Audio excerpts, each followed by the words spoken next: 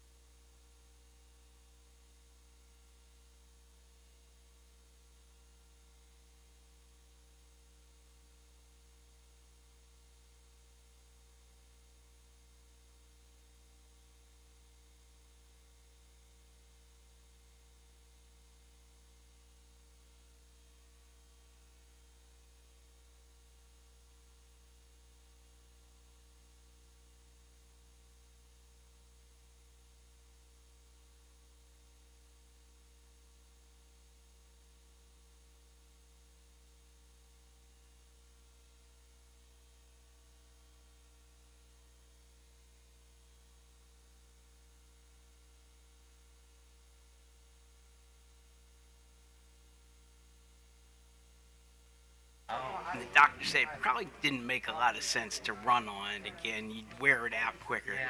But he said you could do biking. Well, I've done 4,500 miles in the last 2 years. Oh, that's a lot of Yeah. Well, I do a lot of running too, but I had to get something done with my knee, so I got the cortisone shot. Okay, good morning. We're here for hearings in case number 9704, the rate application by Washington Gas Light Company. Any preliminary matters? Yes, Your Honor, I did have a preliminary matter. Julie Bell for OPC.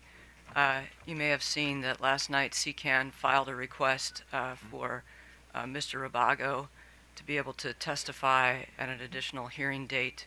We also filed a letter in support of that this morning.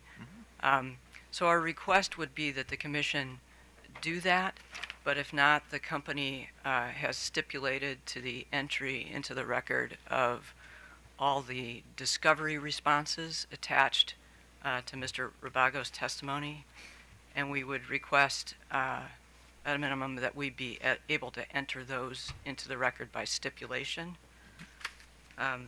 So we do support the addition of a hearing date and would request that the Commission grant that, but what we agree, Washington Gas Light should have the opportunity to cross-examine the witness should it want to, and barring the addition of a hearing date, we would request that exhibits KR3 through exhibits KR29 of Mr. Rabago's direct testimony be entered into the record by stipulation.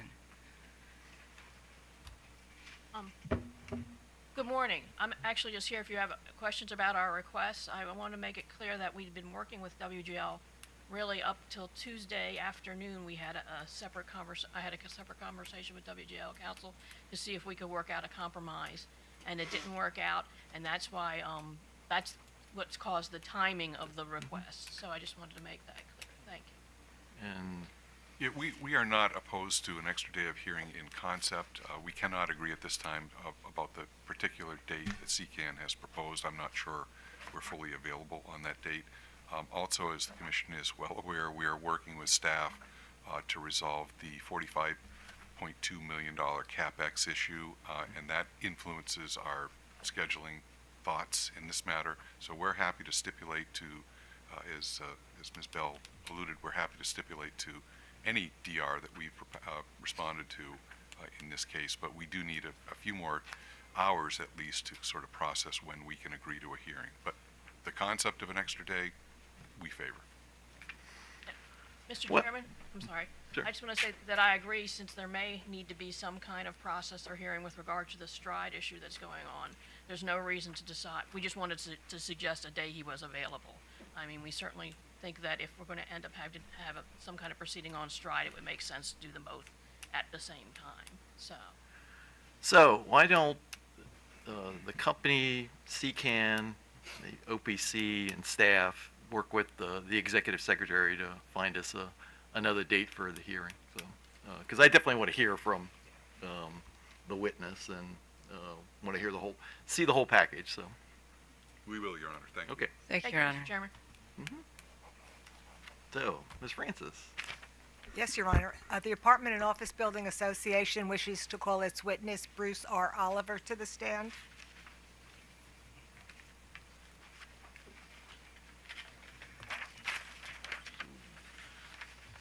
The witness is Yeah. available to be sworn. Yeah. Mr. Allen, you solemnly swear or affirm that the testimony you're about to give will be the truth, the whole truth, and nothing but the truth. I do. Mr. Oliver, please state your name and business address for the record. My name is Bruce Richard Oliver. My business address is 7103 Lake Tree Drive, Fairfax Station, Virginia 22039. And on whose behalf are you appearing here today? I'm appearing on behalf of the Apartment and Office Building Association of Metropolitan Washington. Do you have a document before you entitled Direct Testimony of AOBA Witness Bruce R. Oliver, Volume 1 of 2, filed on August 25th, 2023, consisting of 51 pages of testimony, 6 exhibits identified as Schedules BRO 1 through BRO 6, and one attachment identified as Attachment A. I do. Your Honor, I ask that the direct testimony be marked for identification as AOBA Exhibit 3. So marked. Do you have a document before you entitled Surrebuttal Testimony of AOBA Witness Bruce R. Oliver, Volume 1 of 1, filed on October 12, 2023, consisting of 25 pages of testimony and 2 exhibits identified as BRO SR1 and BRO SR2, which are copies of WG's response to 2 data requests? I do. Your Honor, I ask that the surrebuttal testimony of Bruce R. Oliver be marked for identification as AOBA Exhibit 4. So marked. Mr. Oliver, was the direct and surrebuttal testimonies prepared by you or under your direct supervision? They were. Do you have any changes, corrections, or updates to your direct and surrebuttal testimony? No, I do not. Is this direct and surrebuttal testimony true and correct to the best of your knowledge, information, and belief? It is. Do you adopt this as your direct and surrebuttal testimony, as your sworn testimony in this proceeding? I do. Your Honor, I'm going to move that the direct testimony of Bruce R. Oliver, identified and marked as AOBA Exhibit 3, be admitted into evidence. So admitted. Your Honor, I ask that the surrebuttal testimony of Bruce R. Oliver, identified and marked as AOBA Exhibit 4, be admitted into evidence. So admitted. Thank you, Your Honor. Before the witness is tendered for cross-examination, Mr. Oliver does have some rejoinder testimony.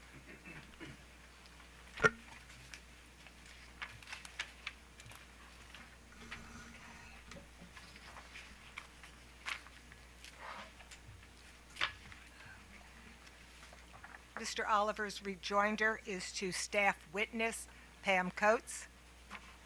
That's correct. Do you have Ms. Coates' rebuttal testimony available? I do. Okay.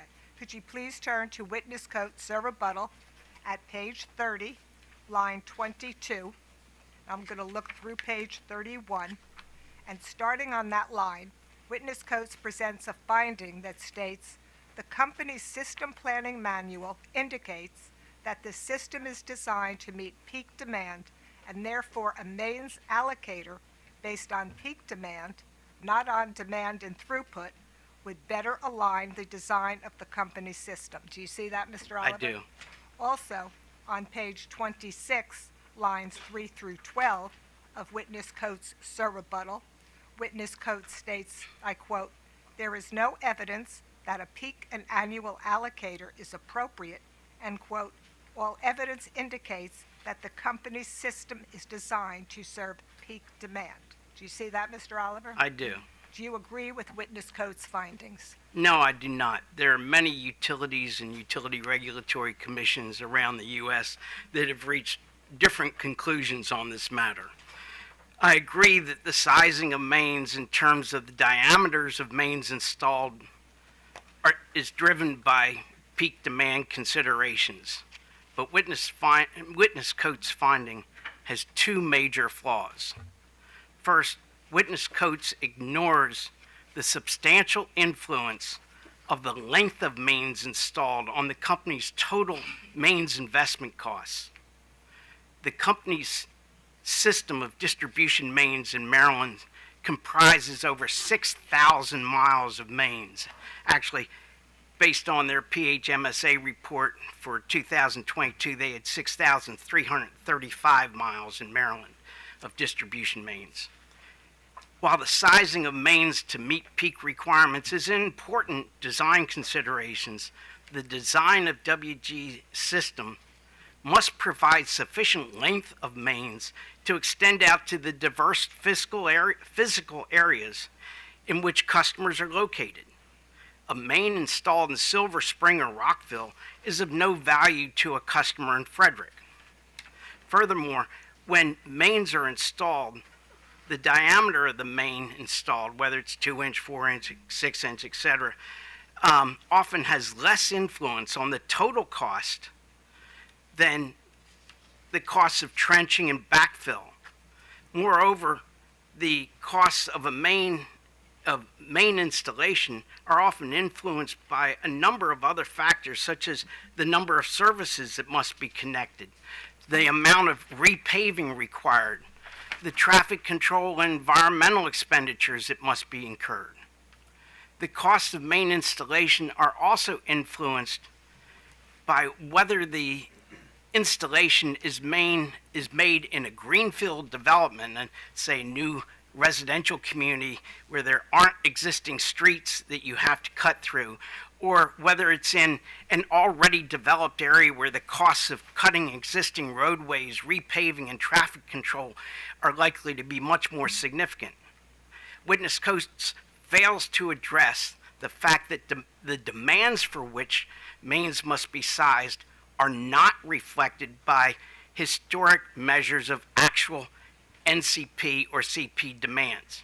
Rather, to ensure reliability of service and to avoid expensive requirements for upsizing mains after their initial installation, gas system planners must size mains to serve expected future demands under extreme weather conditions.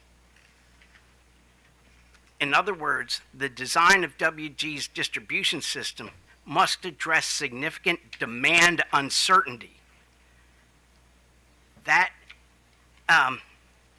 includes both weather-related uncertainty and uncertainty regarding the amount of future demand growth that can be expected in the area served by a given segment of Maine. Witness Coates' focus on historic measures of NCP demand does not address the fact that the company's requirements to ensure service reliability must provide capacity to meet potential future peak demands under design conditions, design peak day or design peak hour conditions. Moreover, Witness Coates fails to recognize that interruptible service customers, by the very nature of their service, do not contribute to these demand uncertainties. The costs associated with sizing mains to address design weather requirements are purely the responsibility of firm service customers.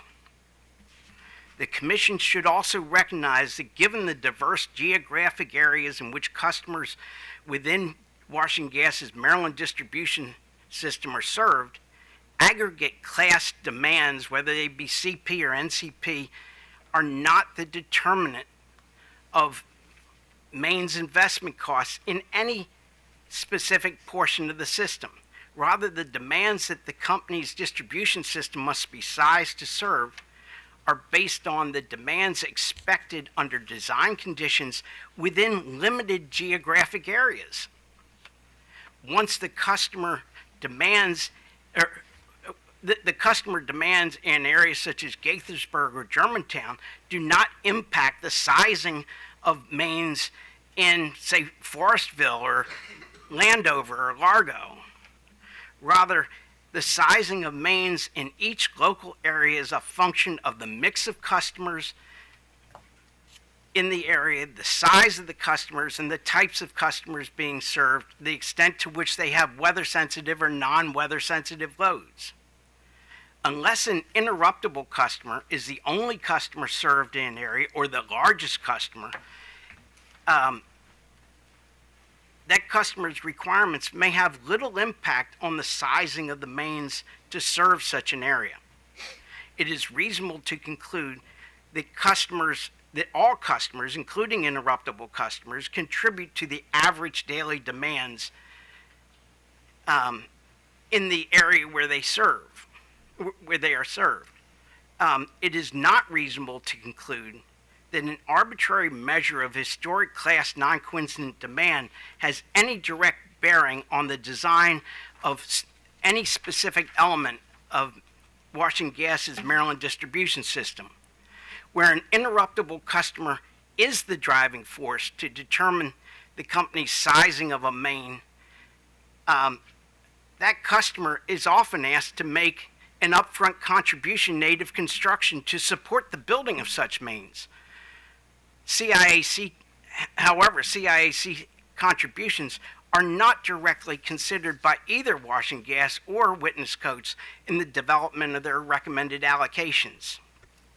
Mr. Oliver, witness Coates' rebuttal testimony at page 27, lines 6 through 7, states, and I quote, I also believe, based on my analysis, that the company's current NCP peak and annual allocator is yielding reasonable results.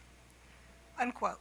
The staff witness Coates' rebuttal testimony include an exhibit that details the analysis performed to assess the reasonableness of the company's NCP and annual allocations of Washington Gas's investment in distribution mains. No, it did not. However, the staff did provide work papers for Witness Coates' rebuttal testimony that compared the results of an NCP and annual throughput allocation that she recommends with WG's NCP and annual throughput allocation.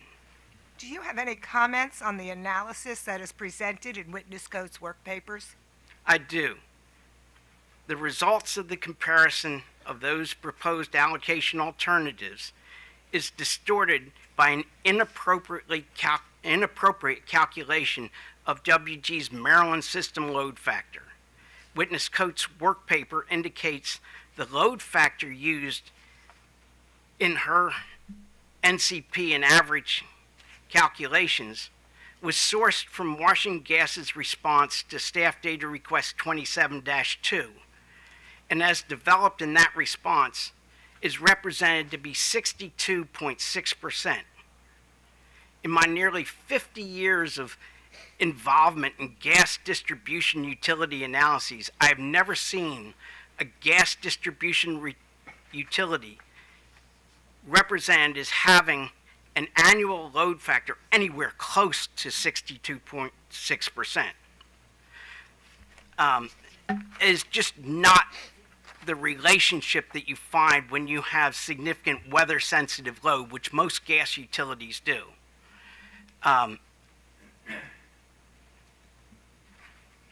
The load factor computation in Washington Gas's response, which was sponsored by the company's manager of energy planning, is simply incorrectly computed. The annual system load factor should be the average daily throughput throughout the year divided by the demand, the highest daily demand recorded any time during the year. What that response did was it summed the monthly throughputs, average monthly throughputs for 12 months, and summed the peaks for 12 months, and divided the peaks into the average to get the 62%. It's a nonsensical calculation because you're mixing things with different denominators. Correctly presented, the annual load factor for Washington Gas's Maryland system is 30.8%. That result is vastly different than what was used in Witness Coates' calculation and her effort to compare the different allocation methods.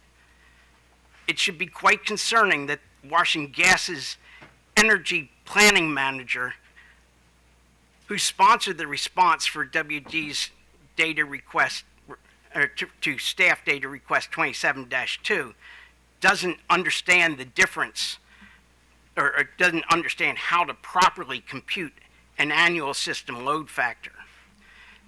It is also somewhat troublesome that staff did not flag the reported 62.6% load factor as being substantially out of line with normally expected load factors for gas distribution utilities that serve significant amounts of weather-sensitive load. When correctly computed, using the 30.8% load factor, annual system load factor, the costs allocated to interruptible customers fall from $91.6 million as shown for witness Coates' peak and average representation to less than half of that at $45 million. That has a significant impact on the apartment buildings that we represent that utilize interruptible service. As a result, witness Coates' representation of the comparative results of different allocation methodologies are unreliable and misleading. Mr. Oliver, do you have a work paper to support the $45 million that you say is the correct number? I do. It's actually a two-page work paper. The first shows the corrected calculation of the load factor. Okay.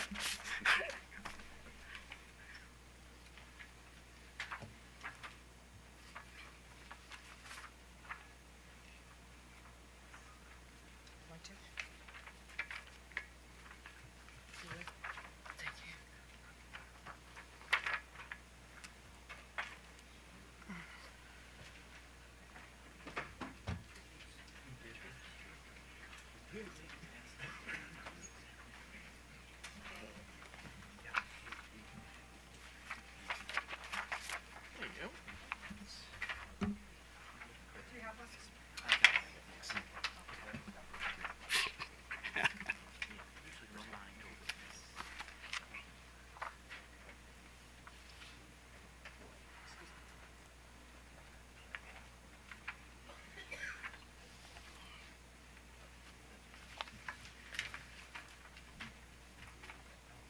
Mr. Oliver, could you please describe, before I do that. Yeah. Your Honor, I would like to have what's marked as Maryland PSC case number 9704, AOBA witness Bruce R. Oliver, rejoinder work paper 1.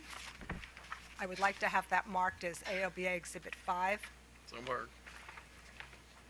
Mr. Oliver, could you now please describe what you did in that work paper? Yes, very simply,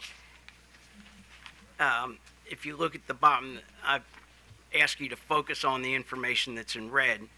The average daily load of 489,000 decatherms is simply the 712,906 decatherms for total annual throughput divided by 365 days to get an average daily throughput.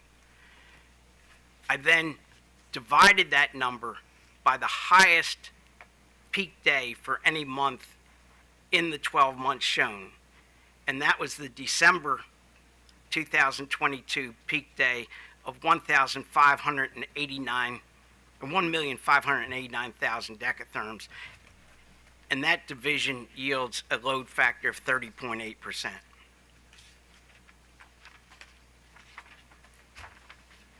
That is the standard load factor calculation. Mr. Oliver, and what is on page 2 of your work paper? On work paper 2, excuse me. In page 2, I represent what the company presented in terms of their 50-50 weighting of peak and NCP. Witness Coates' weighting based on the 62.6% annual load factor. And this representation based on a 30.6% annual load factor, where the average load or the annual portion of it is weighted by 30.8%. I also attempted to show what witness Coates presents or argues is a true NCP allocation, although you have to note that I think it's witness Coates' intent that the interruptible class would have a non-zero, non-coincident peak, but there is no data currently available for what that peak is, so I'm not sure that that comparison is particularly meaningful. And that's why I highlighted it in orange. Mr. Oliver, does that complete your rejoinder? It does. Okay. Your Honor, witness Oliver is available for cross-examination. CCAN. OPC. No questions, Your Honor. GSA. Montgomery County, Prince George's County, MEA, No questions, Your staff. Oh, actually, WGL. No. No questions, Your Honor. Okay. Now staff. Good morning, Mr. Oliver. I'm Michael Dean on behalf of staff. Good morning. In your discussion of the proper way of performing non-coincident peak analysis based on system design factors, is there any portion of your rebuttal or direct testimony that discusses this?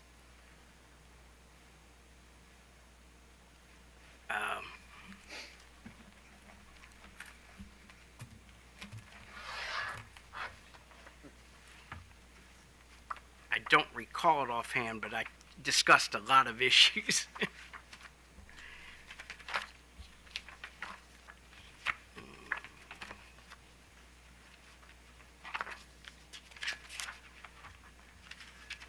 I do discuss cost of service allocations starting at page 15.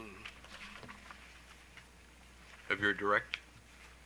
No, of my rebuttal.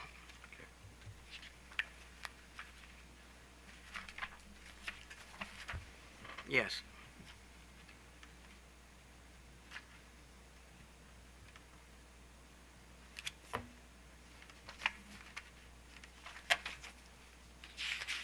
But that has a somewhat different focus.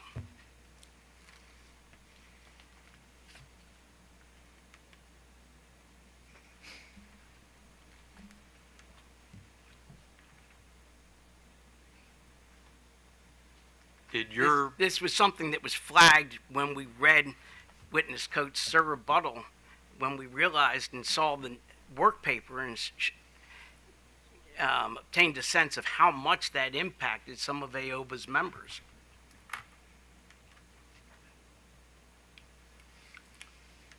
Thank you.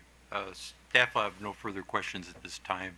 However, staff witness may wish to address this when she comes up to testify.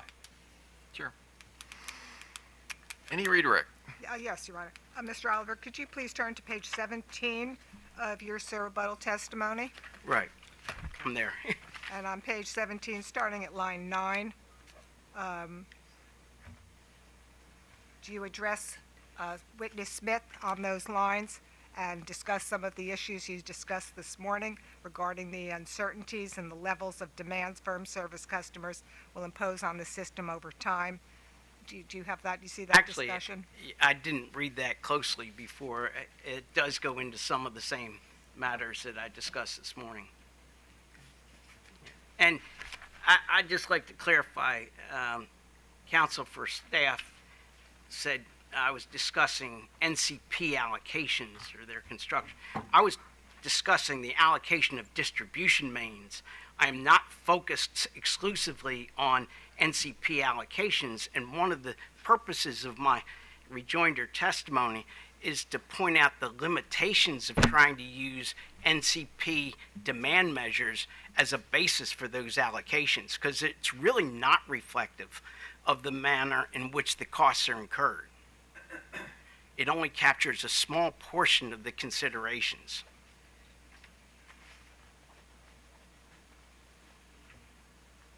Your Honor, I have no further redirect. Any questions from the commissioners? Commissioner Richard?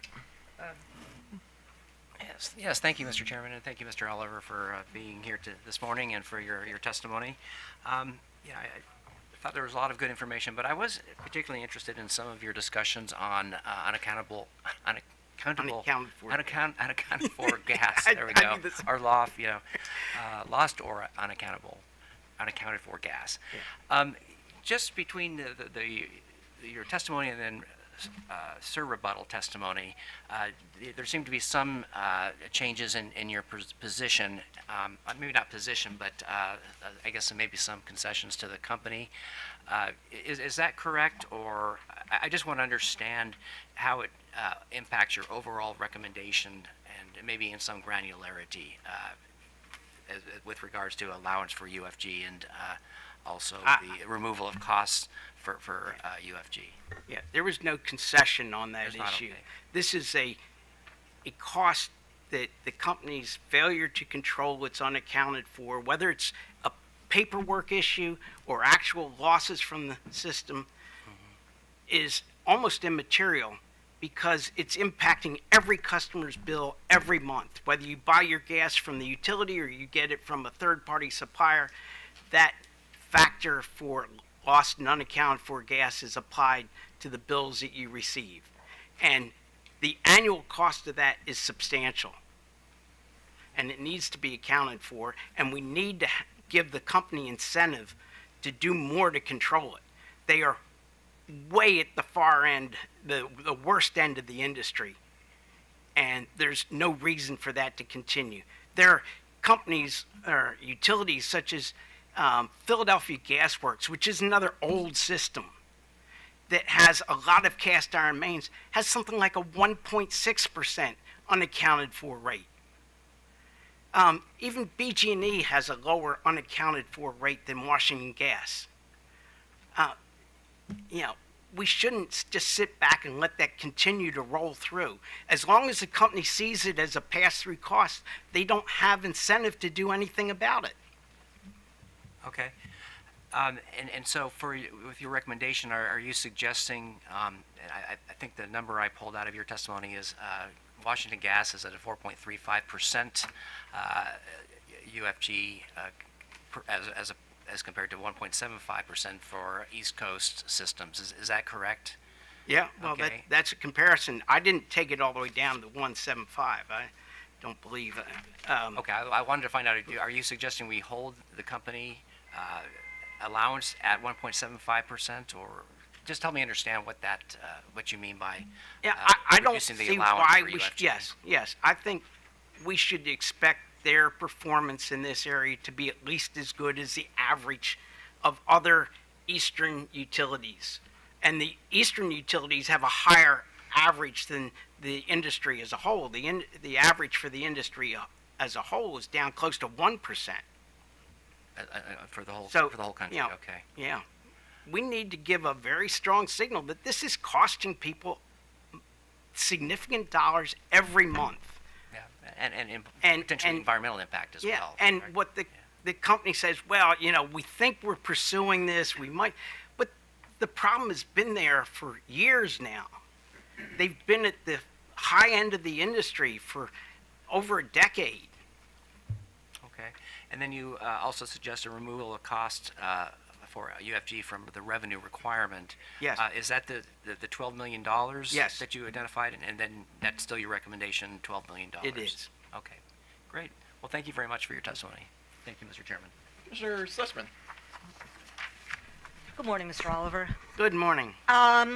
So I'd like to talk to you a little bit about this chart that was passed out for your rejoinder testimony. Right. And so that I understand what this chart means in terms of load factor. So basically, they're taking the average day, peak day, and the load factor is the average day divided by the peak day. That's how you get That's right. Okay. And for an annual system load factor, it should be the average for the year, average daily load for the year, divided by the highest demand recorded anytime during the year. Anytime during the year, but During- it looks like it's so let's take January 22nd. All right. Is this the peak day? Is that for January 22nd? As I understand the data presented, that would be the peak day for January. But as you go down that column, you see that the December peak day was higher than the January for this 12-month period.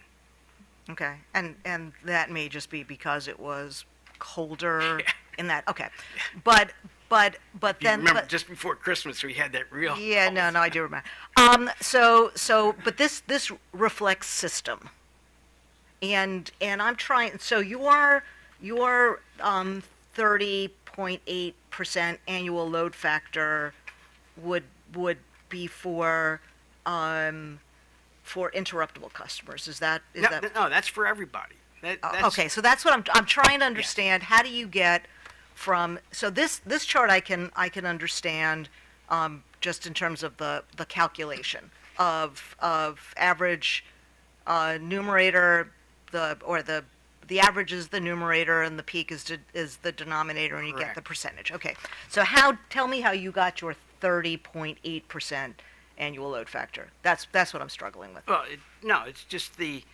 average of 487,000 or 489,624 divided by the December peak day, which was the highest, of 1,589,000. Okay, so tell me how you got that. So instead of you're just taking the December date.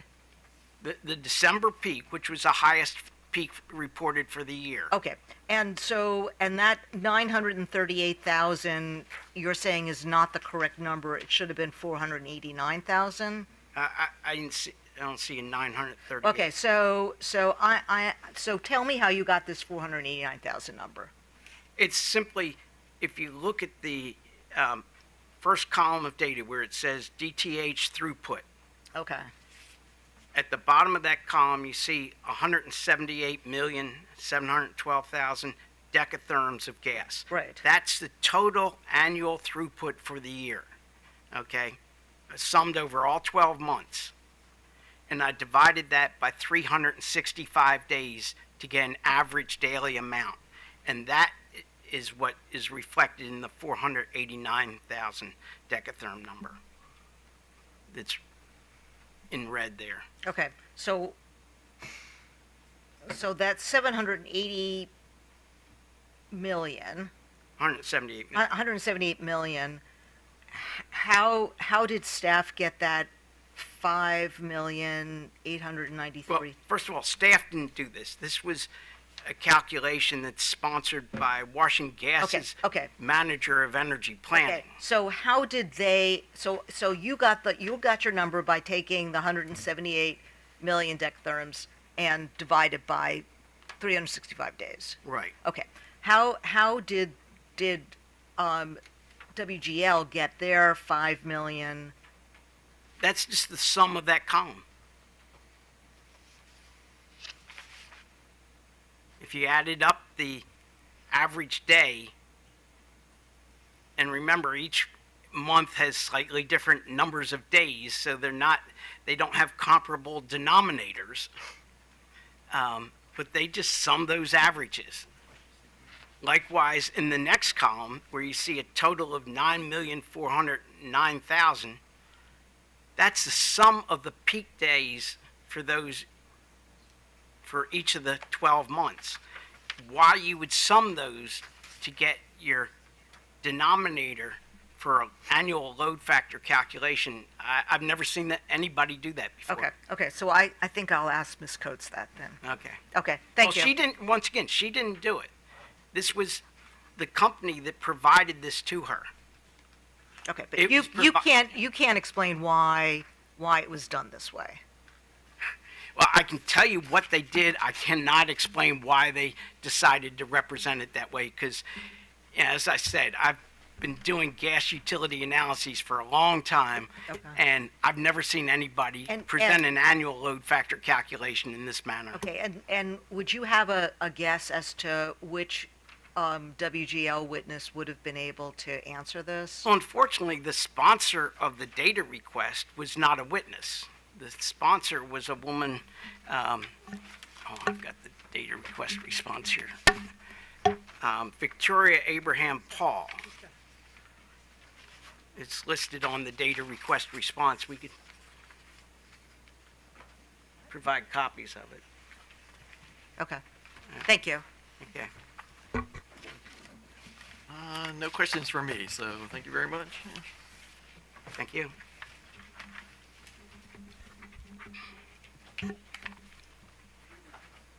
Your Honor, did I move Exhibit 5 into evidence? No. I would like to move Exhibit 5 into evidence, please. Okay, so admitted. I have just received a request from staff to email staff this work paper 1 and 2, which I will do just Okay. during the break. Thank you. Mr. Oliver excused? Mr. Oliver, excused. Yes. Thank you very much, sir. Yeah, we're all done. Nice to see you.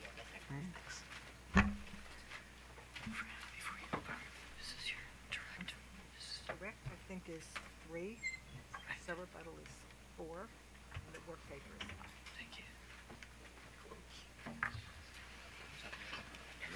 So I guess we're moving to Office of People's Counsel, correct? Thank you, Your Honor. Office of People's Counsel calls Jerry Merzwa.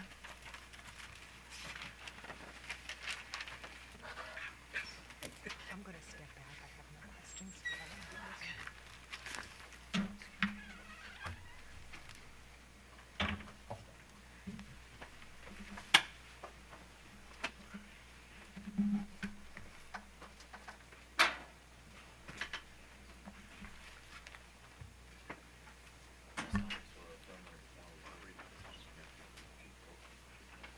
Yes, I do.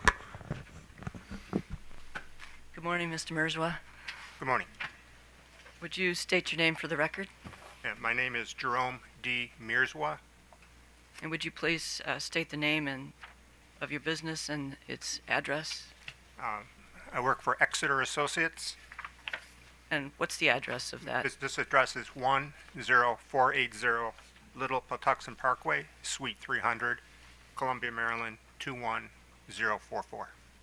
And what position do you hold at Exeter Associates? I'm a principal and vice president.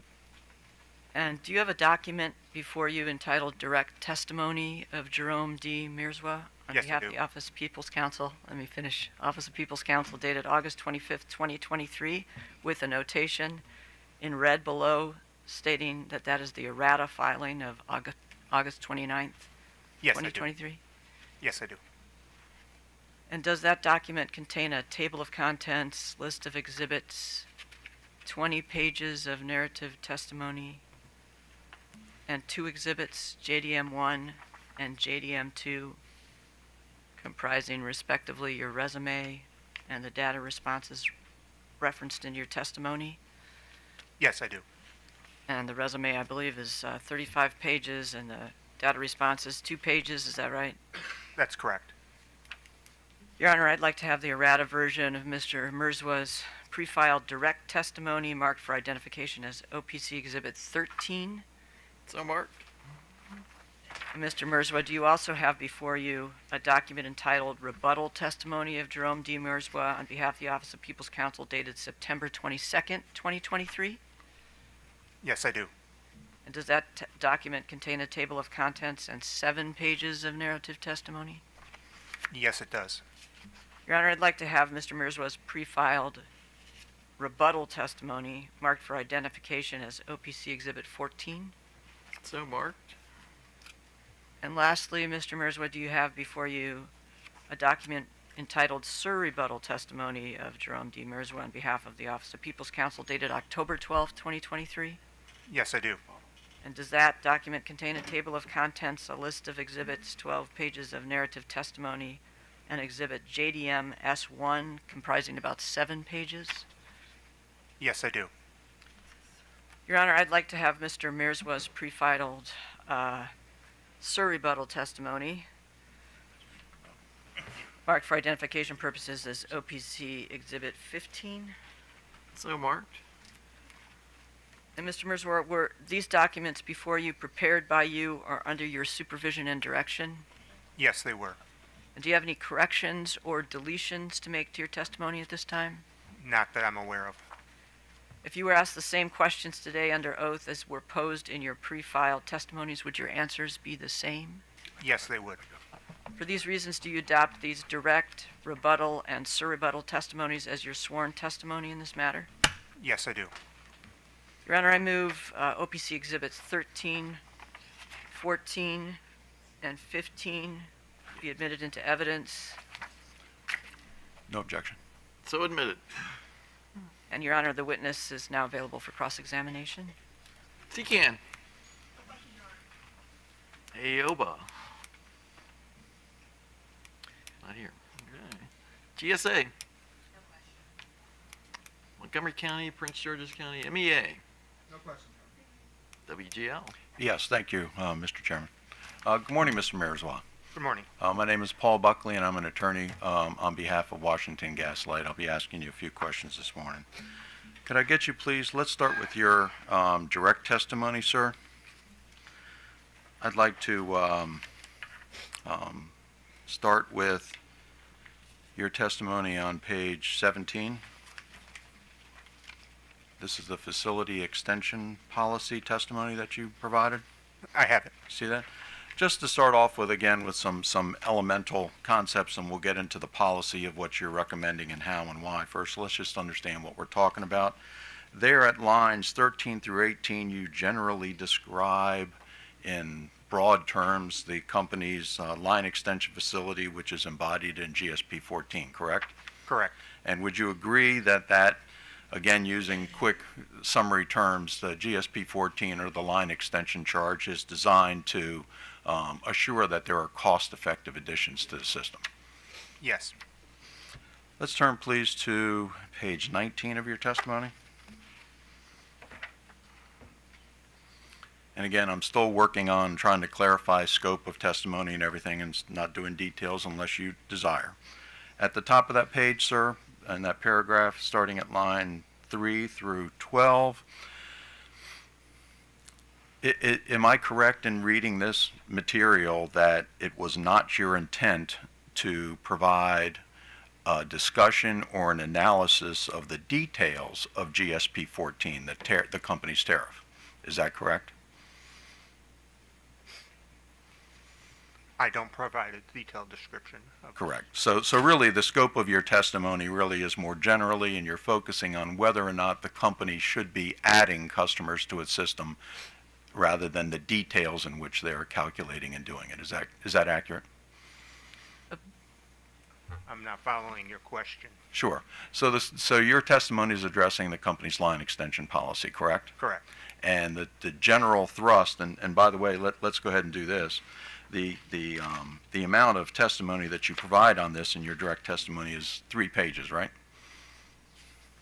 You start at the halfway through 17 and you continue into the 2 sentences on the top of 20. That's correct. So in this very short, brief testimony, you're simply only talking about the policy of the company's line extension, not the details or the mechanics of it. Is that right? Well, I'm talking about the term they use of 30 years, and that to me is a detail of the policy.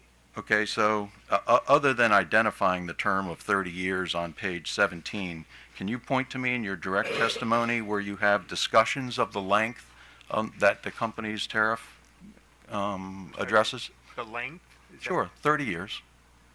You just mentioned that, yes, the tariff mentions a 30-year term for calculating the level of revenues, right? Correct. And so I'm asking you, and I'll repeat it again, is your testimony intended to talk about the mechanics of that line extension policy and how it's applied in real-life situations when customers request service? The only thing I'm discussing is the 30 years, which is part of the mechanics. Okay, so let's talk about your recommendation then. Let's turn to that. Your recommendation starts at the bottom of 19, correct? Correct. So your recommendation is stated there, and the first is right on line 14, where you ask the commission to reconsider the prudency of the company's current line extension policy, correct? Correct. In that recommendation, in that paragraph, do you provide the commission with any specific guidance on what that reconsideration should be? No, I do not.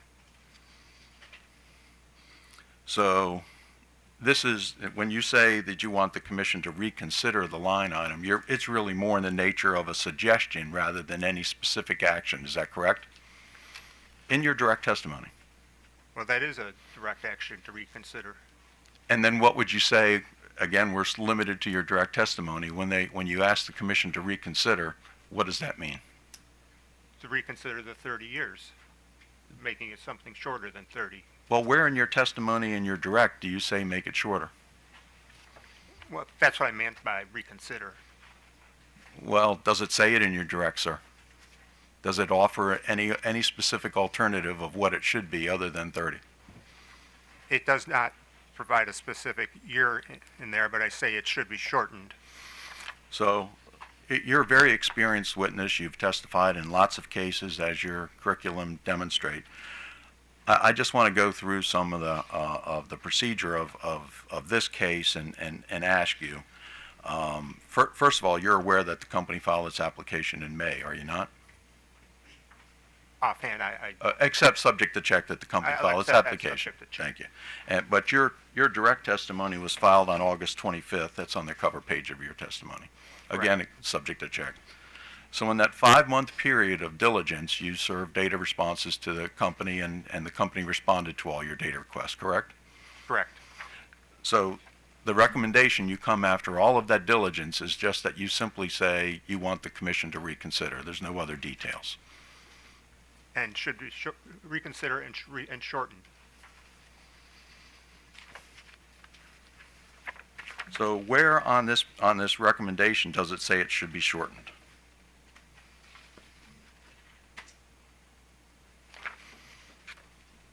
From the bottom of 19 all the way through the top of 20. Well, it implies that because I say the consumption is going to decline in the future. But again, you didn't say that. You're saying that now it's implied that we would have had to have guessed.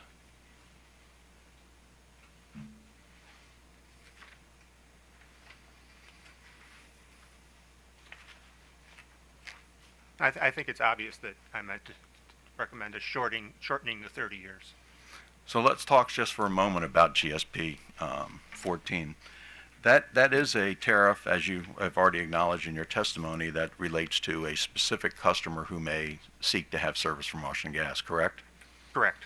And in the application of that, and I believe you do summarize it fairly well in your testimony, in the application of that, you're looking at the specific incremental cost to serve that customer and the specific incremental revenue that that customer would generate. Is that also correct? That is correct. So can you explain for me on, if you, again, on line 19, let's go, I'm sorry, page 19, line 16, where or how does the concept of a decreasing gas consumption come in to the calculation of GSP 14? Well, in the calculation, it assumes usage is constant each year over the 30-year period. So is it your testimony here, and I'm just trying to understand it still, are you focusing about a declining consumption of the system, or are you literally talking about an expected declining consumption of that individual customer? Both. So let's talk about an individual customer then. So a brand new construction comes online, customer has a brand new furnace, and can we accept for the purpose of discussion that a well-maintained furnace can last anywhere from 20 to 30 years? Sure. And even after the service life of that, it would be cheaper for that customer to replace that gas furnace, at least with today's knowledge, than it would be to convert to any other fuel source. If you went to electric, for example, there would be upgrades to the electric system for the customer and the like, correct? I don't know. Okay. So, Gas prices might also be much higher. understood. So now we're talking about that individual customer first before we go to the system on what you're phrasing as a declining gas consumption. What's your basis for saying that there should be an assumption that individual customer is going to have a declining consumption? Well, if the system's declining, then individual consumption is declining. Don't mix them up, sir. I'm asking just only for the individual customer, this brand new customer, hypothetical, this brand new customer has their furnace, they've got their household, they're going to be operating that furnace during the winters for the next 30 years. What's your basis for assuming that there will be a decreasing gas consumption from that customer?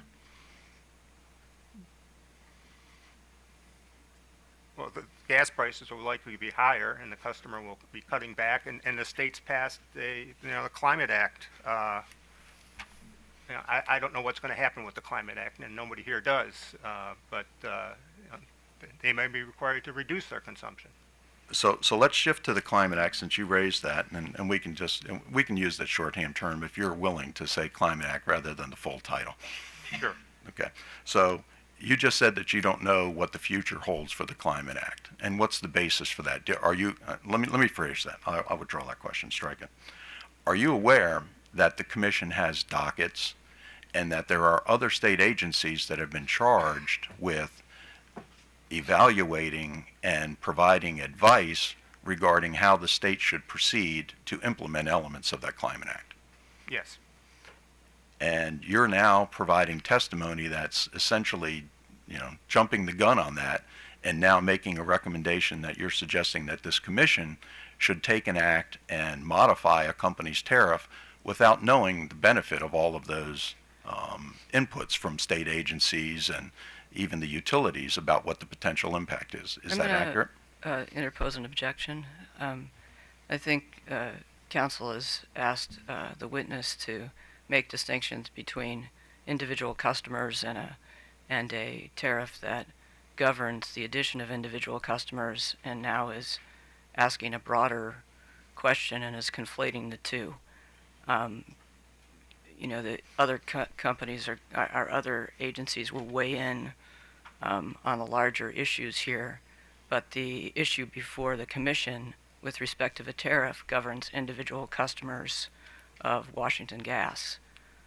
So I would just request a rephrasing of the question, I guess, because I don't agree that the issue of what happens with a tariff that governs the calculations of additions to an individual customer on a system necessarily needs to await the broader policy direction of the other agencies. Your Honor, I'm happy to withdraw that question and proceed differently, but that's exactly the point here, is that OPC is modifying a tariff in advance of the state actions that under the Act. So I'll rephrase and we'll go to elsewhere. Okay. But before we do that, Mr. Mearswald, just please take a look, staying on 19. You do cite the Climate Solution Act as support for your recommendation, isn't that correct? That's correct. And you are asking that Washington Gas's tariff be modified and that service to customers be changed immediately, correct? That's correct. And you do understand that there are other state agencies that are evaluating the statewide impact of that legislation, including on utility infrastructure like Washington Gas, Pepco, BG&E, and the others, and they haven't been heard from yet. Is that also correct? I don't know if they've been heard from or not.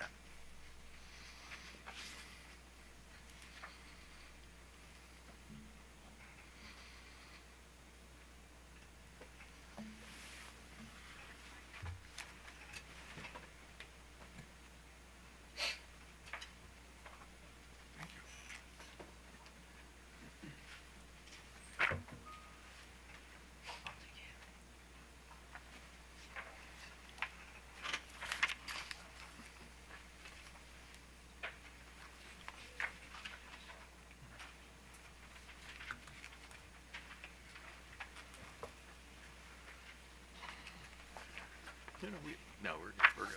Thank you.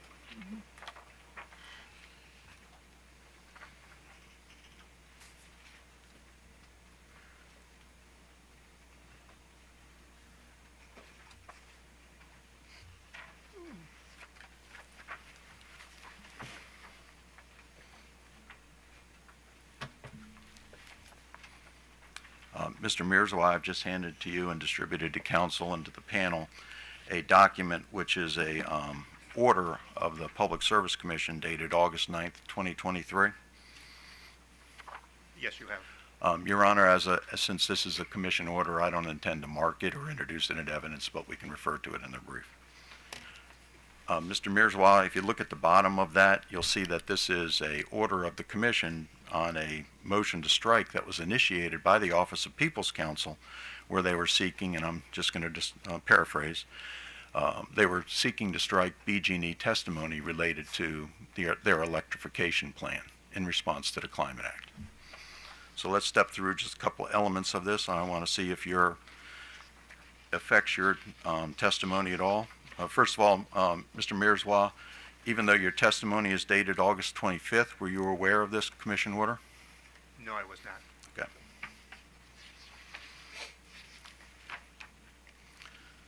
I'll just make a couple of brief references, sir.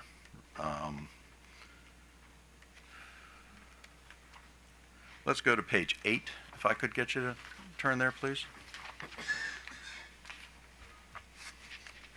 I have it. And you can take your time to read it if you wish, but you can see there that the commission was granting OPC's motion to strike, and they start off by saying that it was premature to rule on the BG&E electrification plan in advance of there being 2 state documents that evaluate the Climate Act.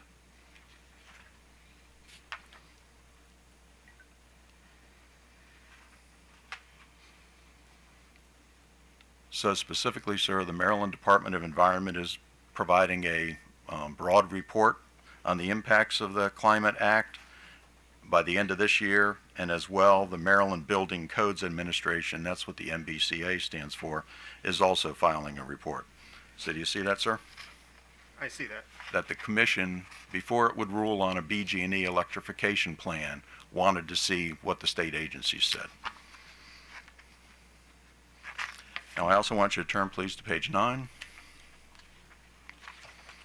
The second full paragraph there, where it states that the commission agrees with OPC, and it is past precedent that considering major policy proposals should be done in a separate case rather than a base rate case. Do you see that?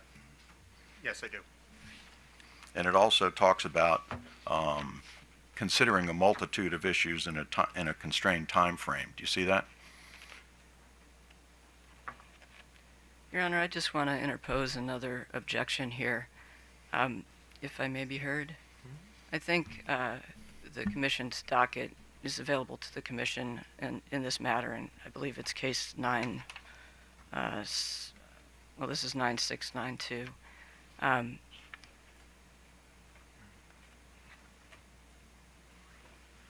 believe that the document speaks for itself, and the witness has already said he's not familiar with it.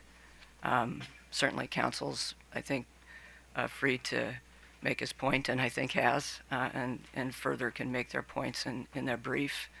But if this is preamble to questioning a witness about a document he's never seen, I would object to that.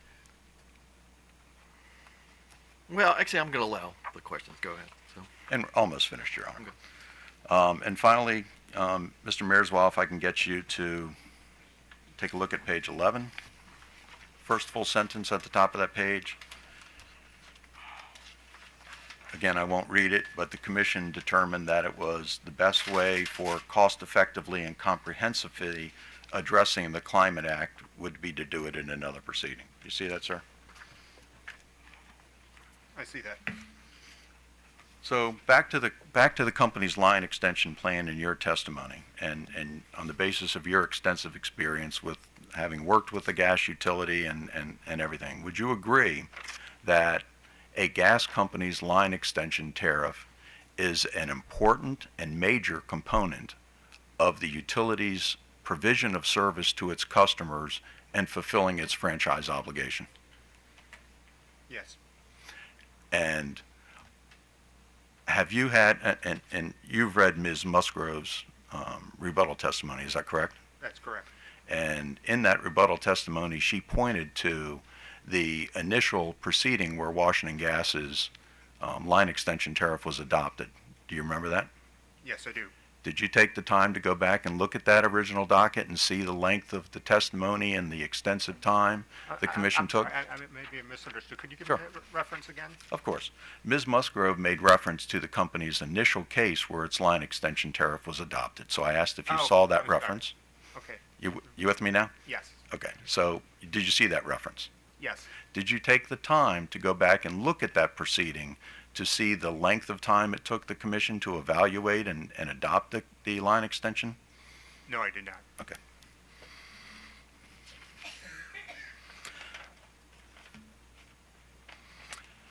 Now, talking about the Climate Act itself, Mr. Mearswell, have you read the Climate Act? I've not read every word of it. I've reviewed it Okay. generally. Are you aware that various stakeholders in the state, including BG&E, Washington Gas, and a lot of other parties testified in Annapolis regarding the Climate Act? That's my recollection. And are you also aware that the initial version of the Climate Act included elements of natural gas ban and restrictions on the future use of natural gas in it? No, I'm not. Okay. So I'm going to ask you to accept for subject to check that language regarding natural gas bans and restrictions on the use of natural gas were stricken from the final version in lieu of language sending those questions to various state agencies for study. I'll accept subject to check. Okay. Let's turn, please, to your rebuttal testimony. Oh, and before we do that, I'll ask you as a hypothetical.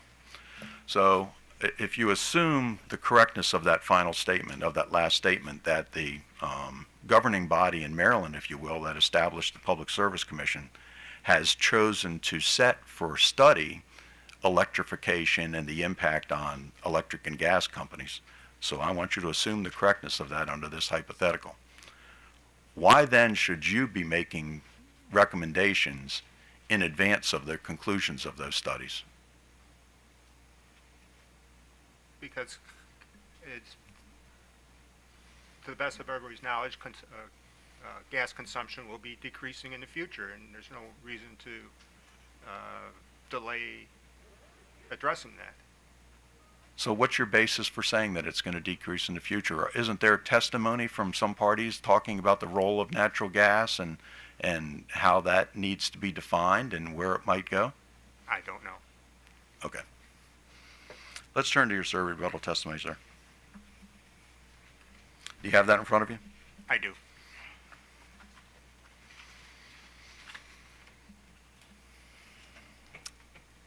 And that was filed on October 12th, correct? That's correct. Except subject to check, that was filed 2 business days before the beginning of these evidentiary hearings. It was filed last Thursday evening. That's subject to check. I'll accept. Thanks. Let's turn, please, to page 10 of your testimony.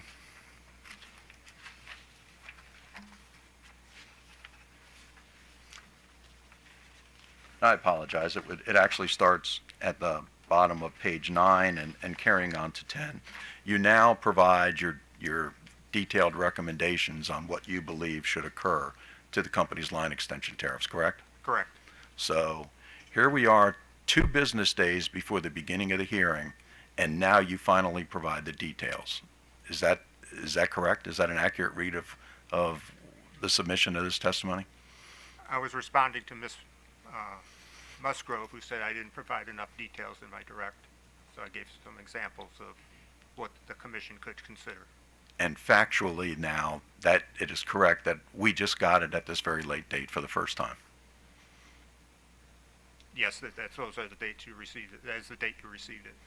So in this document, and again, we'll talk about the length of it. This is really, you start on page 8, and it goes to the middle of 10, so we'll call that 3 pages again. So in these 3 pages of testimony about what you already acknowledge is a major component of the company's provision to service to customers, you now provide for the first time your recommendation on what the adjustments to the tariffs would be, correct?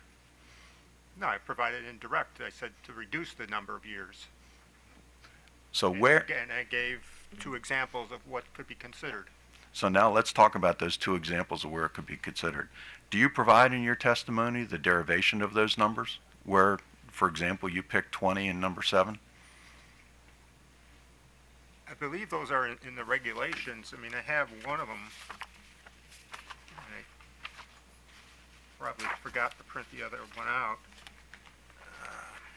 Which regulation, sir? I'm trying to.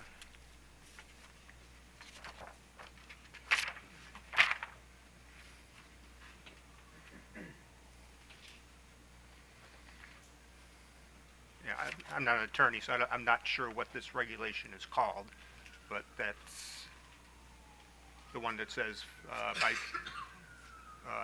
net zero statewide greenhouse gas emissions by 2045. I understand. So you're still referring to the statute itself in compliance with the statute. Okay. So let's talk through that for a second. So your rationale on modifying the company's, what you've already admitted is the cost-effective calculation of addition for new customers, is tied to a statute for broad statewide decarbonization, correct? Yes. You already agreed earlier that the company's tariff measures whether or not an addition is cost effective. Can you explain, and I'm trying to help, I'm trying to understand and clarify the record, why you would modify a tariff related to cost effective additions by bringing in a arbitrary period of time from a statute on a very broad basis? It's not tied to a specific customer. Why are you melding or bringing those two together? Just that the statute says by 2045 there'd be net zero greenhouse gas emissions. Sorry. So now, again, you conceded earlier that the GSP 14 is a measure of the cost effectiveness of an individual customer. What does the 20-year horizon for decarbonization have to do with that individual customer's cost effectiveness? Well, it says here in Office of People Counsel's Climate Policy for Maryland's gas utilities that to achieve net zero greenhouse gas emissions by 2045, the vast majority of buildings will either have to be fully electrify their loads or use alternative gaseous fuels for any gas needs. And those are issues that are being considered by those other state agencies in addressing the broad implications for the state and the impacts on the infrastructure of the utilities, aren't they? I don't know offhand exactly what Let me ask another way. So so now we've got 6 pages of testimony from you. The only numbers that are in it really are the 20-year and the 7-year horizon, correct? You don't provide any cost effectiveness measures, you don't provide any analysis on bill impacts, you don't provide any of that type of detailed stuff which is through the rest of your testimony on rate design, correct? No, my testimony does not provide that. And to say it another way, does your 6 pages of testimony provide any assessment, numbers or otherwise, about what impact changing this tariff would have on customers?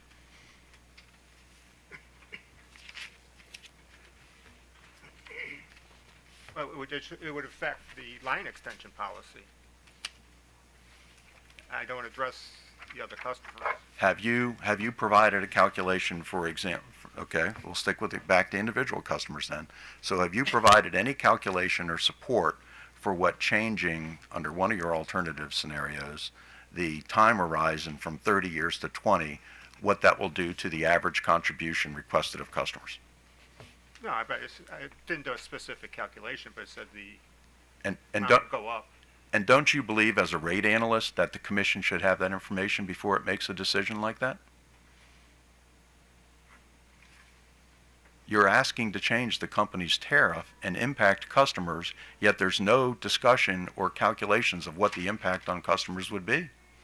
Well, it said some extensions would not be economic anymore. How many? It depends on how many are requested. And that's the basis for why a commission should now change the tariff, which you already said is a major component of a utilities business. There may be some reduction in number of customers. Is that the basis for their recommendation? Yeah.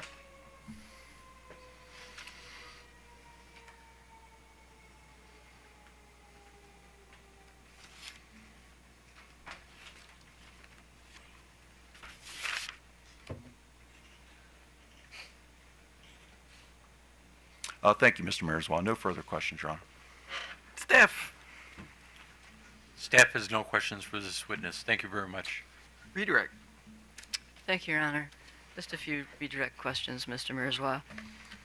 First of all, I believe, and I don't know that this is what counsel intended to say, and perhaps I misheard it, but just to clarify, I think he asked you a question about whether you were seeking to modify services for customers, for WGL customers. Just to clarify, you're not seeking to modify service for any existing customer, is that correct? That's correct. Okay. And in your testimony, are you in recommending changes to the gas line extension policy utilized in determining whether an individual new customer would have a positive net present value? Are you asking solely that this be applied prospectively and not retrospectively? Yes. So you're not requesting that there be any calculation changes to existing depreciation schedules or other things having to do with gas line extension policy as it applies to customers that are already on WGL system, is that right? That's correct. Okay. And I believe counsel also used somewhere in his questioning a question regarding banning natural gas or intending to stop the addition of new customers to the system.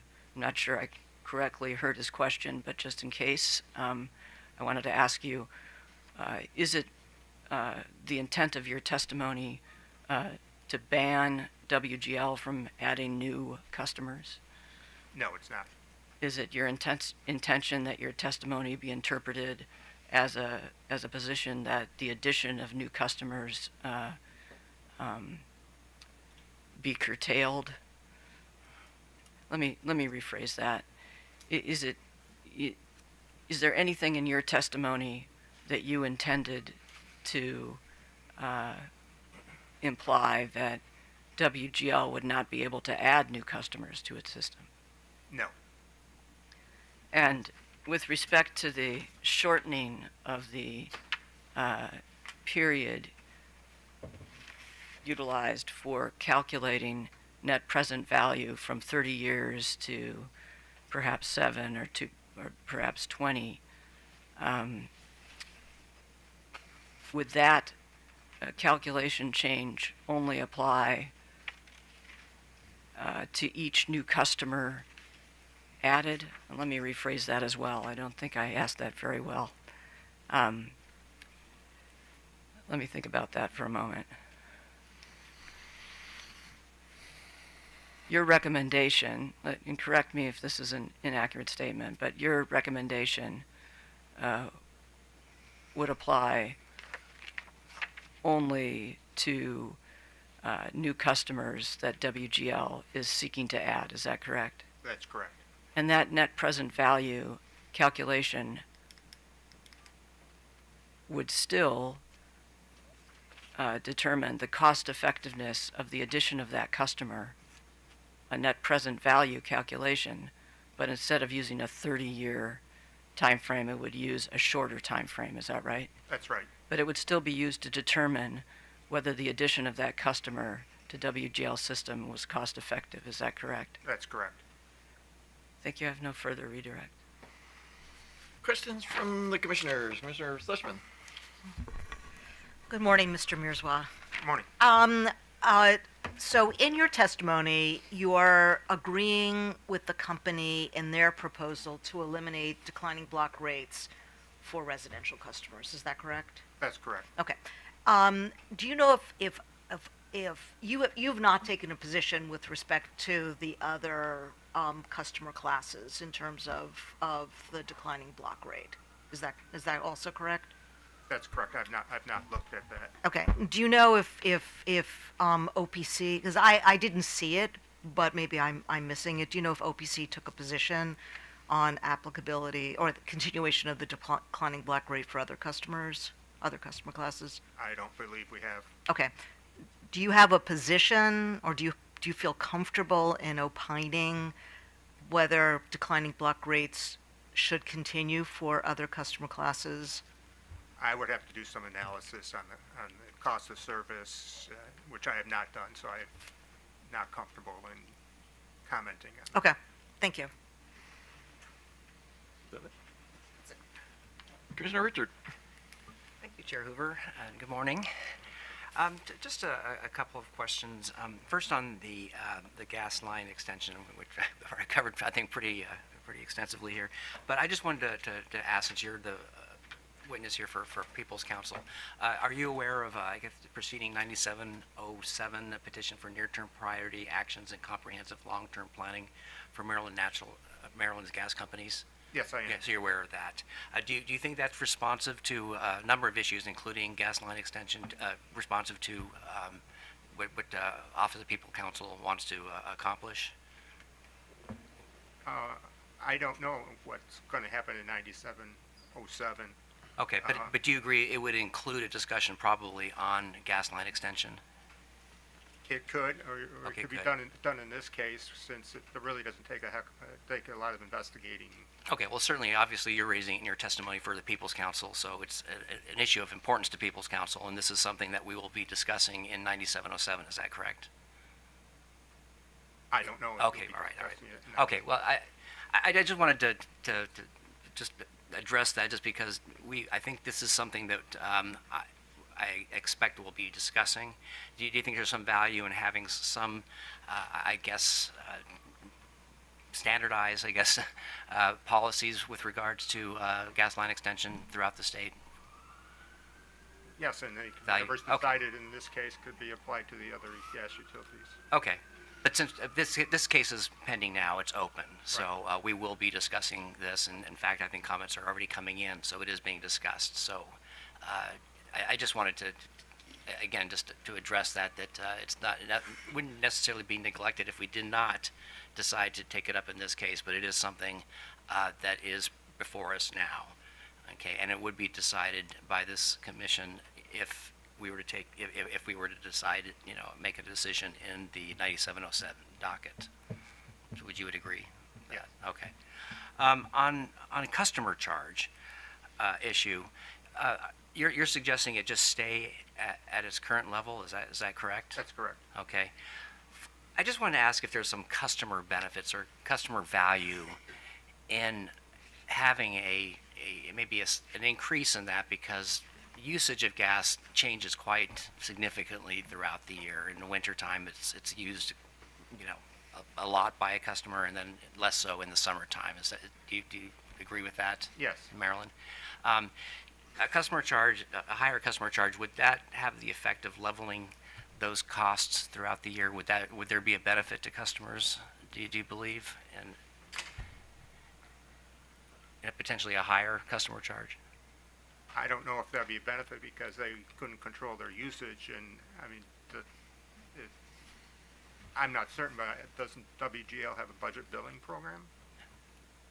I guess that would be available as well. I just wanted to If somebody find. saw value, they could do it that, they could do that. Okay, that would be your recommendation to a customer. How about just as far as revenues to the company? The system has to be kept up all 12 months of the year. Do you think that there is some value to having a more level revenue stream? The company would like a more level revenue stream. I don't know what. Okay, so you don't. Okay, I just wanted to. Okay. I'm kind of struggling with the whole issue of customer charges, where they should be, and where the value is, and where it might be a disincentive to how to our state's efficiency programs. But anyway, well, thank you for your answers. Appreciate that. Thank you, Chair. So on this line extension policy issue, I mean, the companies talked about the fact that adding new customers, adding new services is a benefit not just to the company, but it actually benefits the customers because, obviously there's a larger pool of people to spread the cost over. If we adopt a policy that provides sort of a disincentive or a negative signal to people, taking up natural gas service because of this environmental concern, I mean, is that going to provide a detriment to the existing customers if the company's not able to grow over the course of a few years? Well, over the long term, with declining consumption, the rates are going to increase anyways. So the investment, I don't know how the investment's going to be recovered, if it's going to be permitted for recovery at all.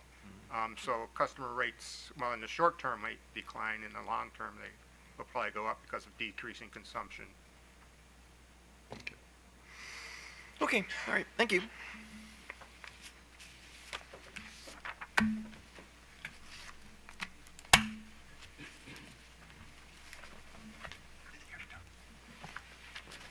Yes.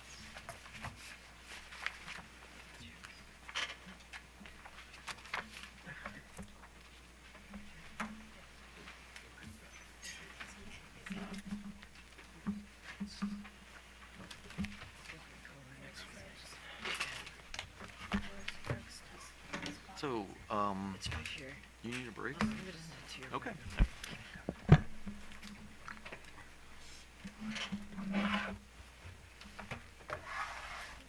People's Council will call Greg Meyer. Let me just get set up here.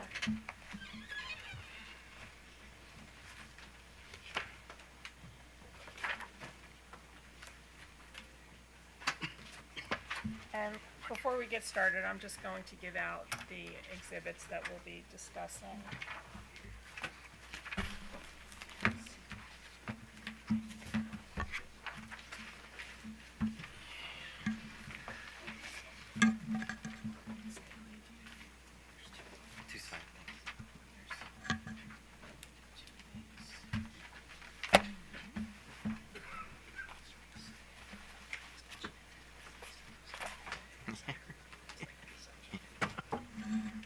Your Honor, just to double check, Jerry Mirzwa had another engagement. Is it all right if he moves Sure, on? sure. No, I Thank think you. we're all done, so.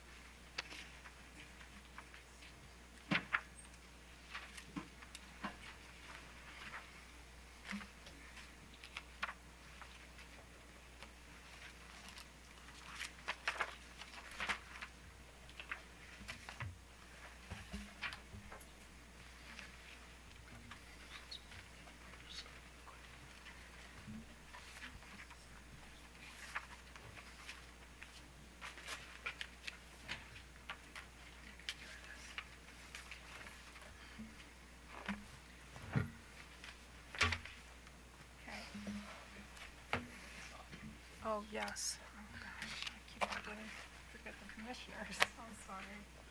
Let me just, give me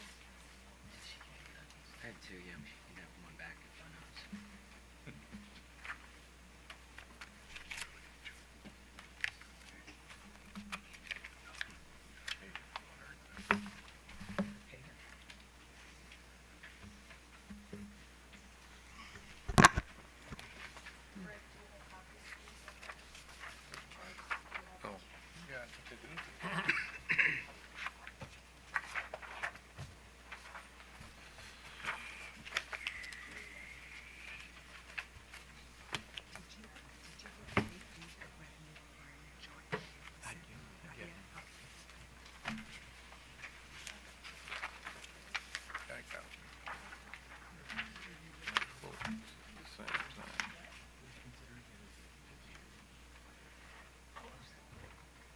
Yep, I'm good.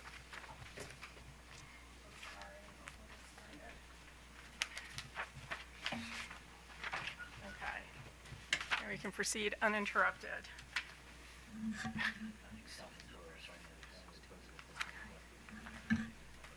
I do. Okay. Good morning, Mr. Meyer. I'm Carolyn Elephant with the Office of People's Council. How are you this morning? Fine, thank you. Okay, would you please state your name for the record? Greg R. Meyer, And can you please state where you work and what your business address is? I'm a principal with Brubaker and Associates, Inc., My business address is 16690 Swingley Ridge Road, Suite 140, Chesterfield, Missouri 63017. And what is your position with your company? I'm a principal. Okay. Do you have a document before you that's entitled Direct Testimony of Greg R. Meyer on behalf of the Office of People's Counsel, dated August 25th, 2023, with the denotation in red below it stating errata filing of September 21st, 2023? Yes, And does that document contain a table of contents, a list of exhibits, 36 pages of narrative testimony, and 4 exhibits labeled GRM-1 through GRM-4? yes, Okay, Your Honor, I would like to mark the errata version of Mr. Meyer's pre-filed direct errata testimony marked for identification as OPC Exhibit 16. So marked. Okay. Now, Mr. Meyer, do you have in front of you a document entitled Surrebuttal Testimony of Greg R. Meyer on behalf of the Office of People's Counsel, dated October 12th, 2023? I do. And does that document contain a table of contents, a list of exhibits, 26 pages of narrative testimony, and 3 exhibits labeled Exhibit GRM, sorry, I can't read it, GRM S1 through GRM S3? Yes, I do. Okay, I would like to mark Mr. Meyer's pre-filed surrebuttal testimony for identification as OPC Exhibit 17. So marked. Okay, Mr. Meyer, do you have any corrections to your direct testimony? I do. Can you please tell us what they are? Sure. Please give the page and line number. I have one correction, and it's on page 14, footnote 4, then 90. The reference to order number 9100, we believe should be order 9110.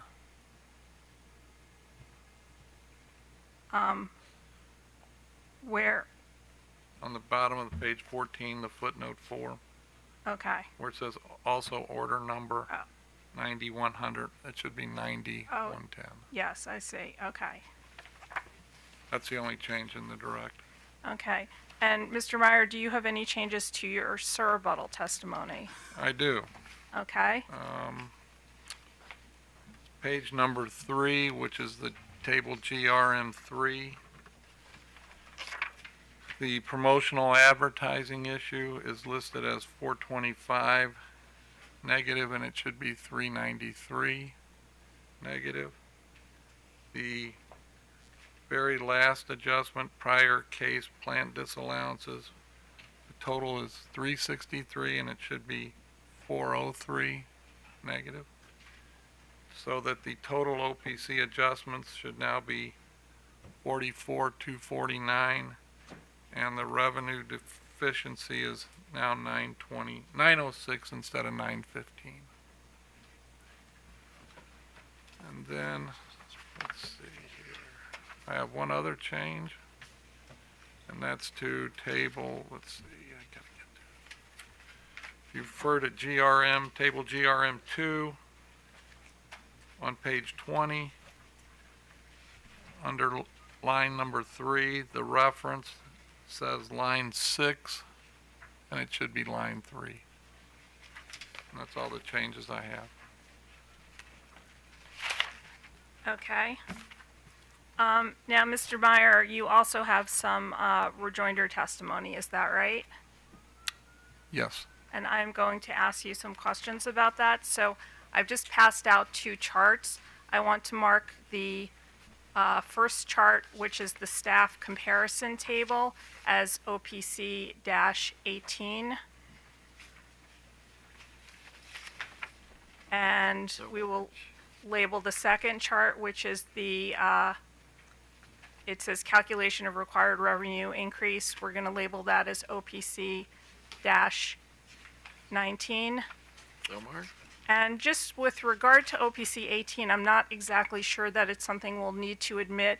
OPC 18, for background, is a comparison of the parties' positions that was prepared by and provided by staff, and that's the basis of the questions I'm going to have for Mr. Meyer on that. So, Mr. Meyer, do you see what has been labeled as OPC Exhibit 18? I do. And so what is your understanding of what that document is? I commonly refer to this as a reconciliation. It reconciles the parties' positions and puts it in a revenue requirement perspective. Now, do you see the revenue requirement listed for OPC on that chart? Yes, And what amount is listed for the OPC revenue requirement there? 71,108, 71,108. Okay, and let's turn to your surrebuttal testimony, GRM, to table GRM 1, which is at page 3 of your surrebuttal testimony. Yes, And you have a revenue requirement there of how much?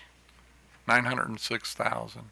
Can you explain why the revenue requirement shown in table GRM 1 differs from the revenue requirement shown for OPC on the reconciliation chart? Yes, I think the majority of the differences is that the OPC, the staff chart takes the expense adjustments and puts it on an operating income basis, and then factors that value up by what's considered or called a revenue conversion factor, and that revenue conversion factor has other components in it other than income taxes, so that creates a difference in the revenue requirement impact. In my experience, adjusting an expense is a dollar for dollar reduction to revenue requirement, and in this case it would be greater because of the difference in the revenue conversion factor. So we've put together for the OPC position these issues consistent with what the staff calculated, but so the difference is merely the application of a different revenue conversion factor that recognizes items besides income taxes.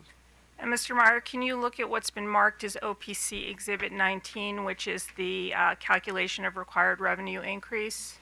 Yes, I have it. And is that essentially the formula that you used for this conversion, or can you explain to us what that chart depicts? Well, this chart provides the revenue conversion factor used by the company. It's a company work paper except for the references to the right.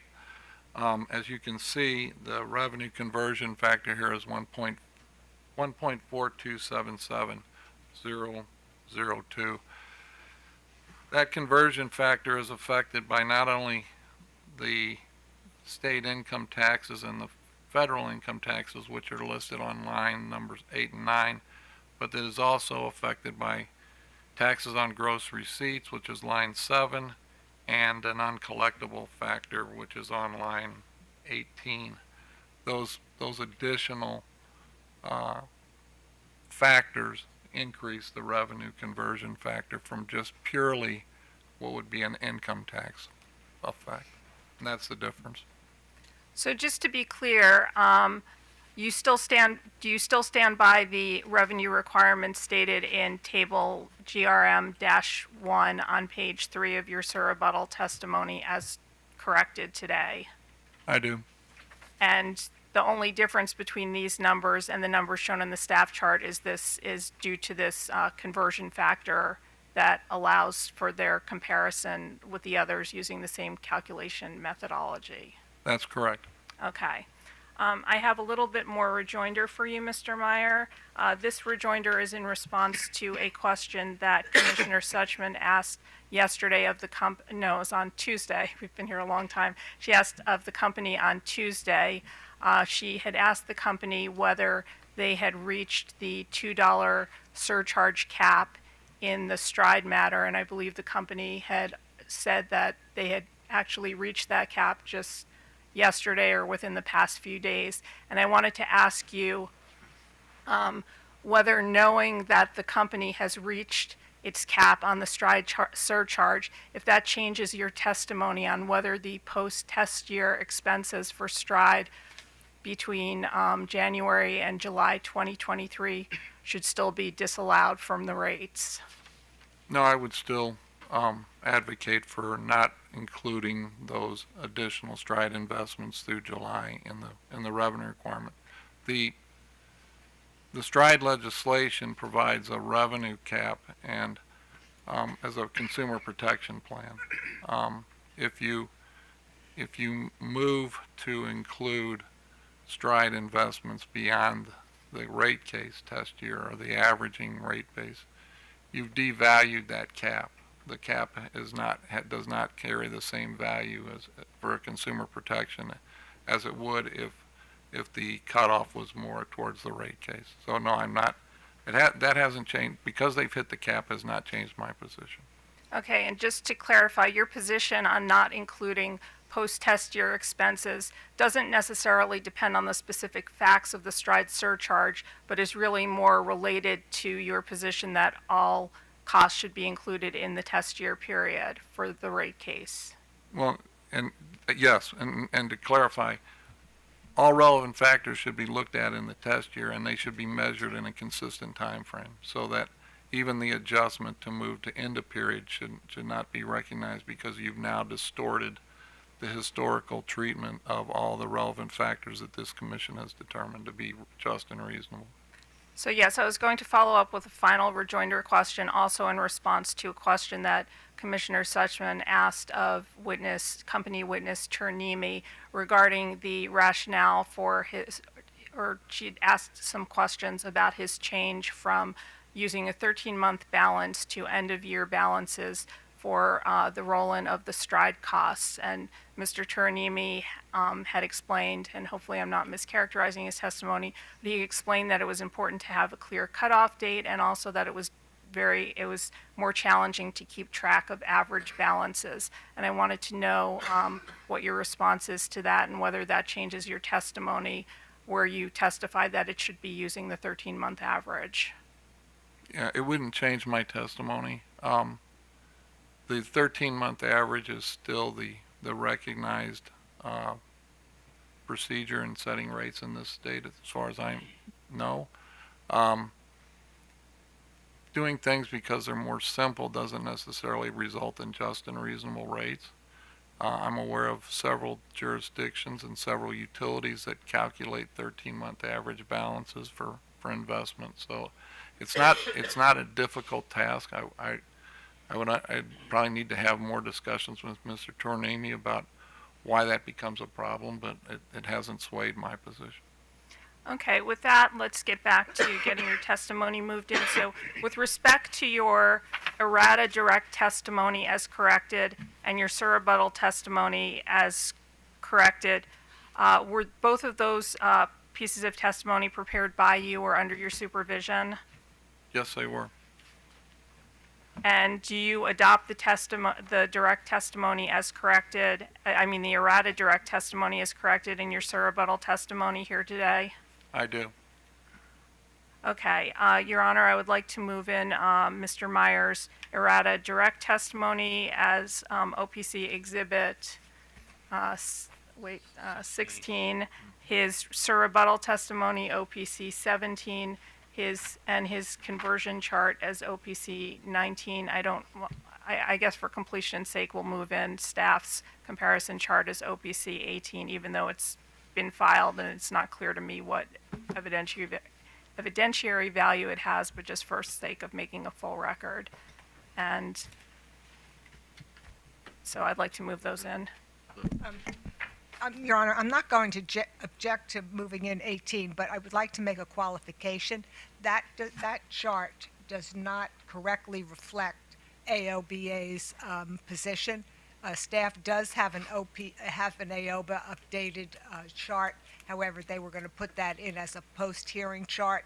So as long as it's under the provision that the columns relating to AOBA are not accurate and do not represent our position, then I won't object. Well, given that though, maybe we don't put it Yeah, in. yeah, because we don't I really- want multiple charts floating around. Right, but- no, we don't need to put it in. Really, the only purpose of the chart was just to explain why there's the discrepancy. So let's not move in 18, but if we could move in 19, just because it has our conversion formula, if this ever comes up for question. Thank you, Your Honor. So, without objection, 16, 17, and 19 are admitted. Okay, and with that, I will tender the witness for cross. CCAN. AOBA. Does AOBA have any questions? Okay. GSA? Montgomery County, Prince George's County, MEA.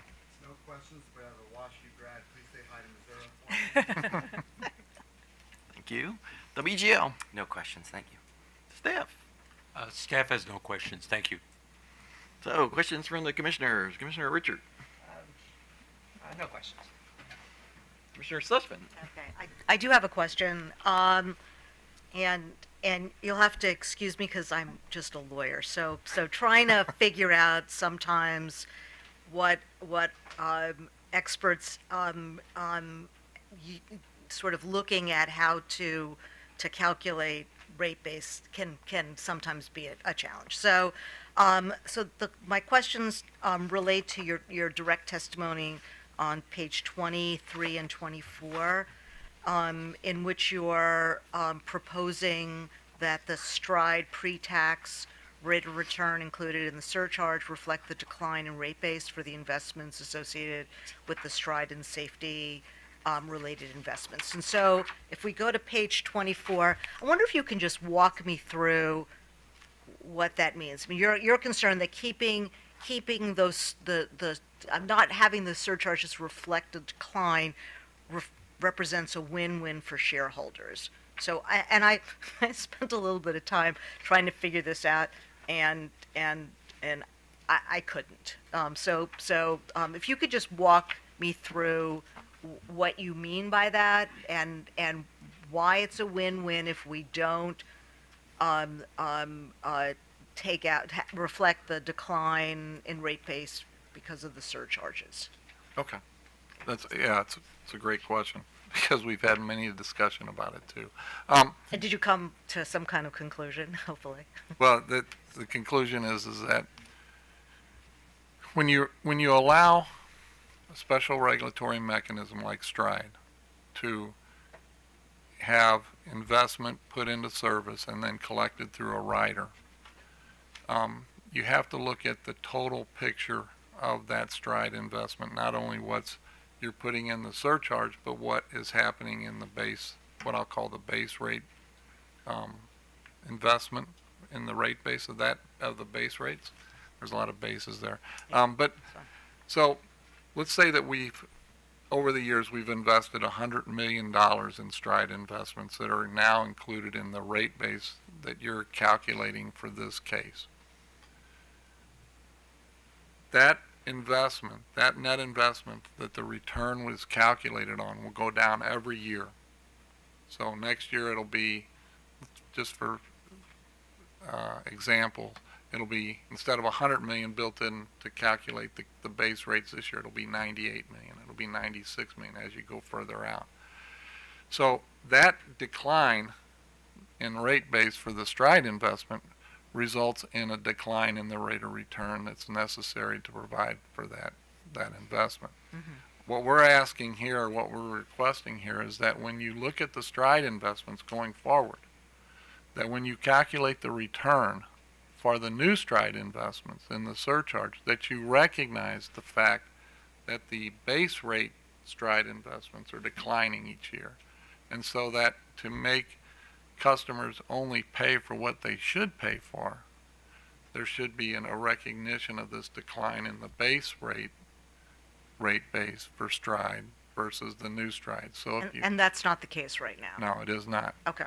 And by not doing that, customers are going to pay the full return on the STRIDE surcharge, but they're not going to get any benefit from the decline in the STRIDE rate base that's included in base rates. Okay, and so I guess it'll differ depending on how long the STRIDE project was in place before it went into rate base. So. Well, it won't go back. It won't go into rate base until we file another rate case, or until the company files another rate case. Right, but for that period where it wasn't in rate base, there's going to. Okay. Right, there's going to be an overpayment. Okay. And all we're trying to do is capture that so that, because if you didn't have the STRIDE, if Stride wasn't in existence, we wouldn't be proposing the offset because everything would be measured in the rate case. Right. But because or the legislature, because the legislature approved Stride to be put in, and one of the clauses in the Stride statute says that you're challenged or you're championed with making sure that that Stride surcharge is just and reasonable. To do that, we think you should recognize the depreciation offset that naturally occurs just from time while base rates are in effect. Okay, thank you. That's all I have. Okay.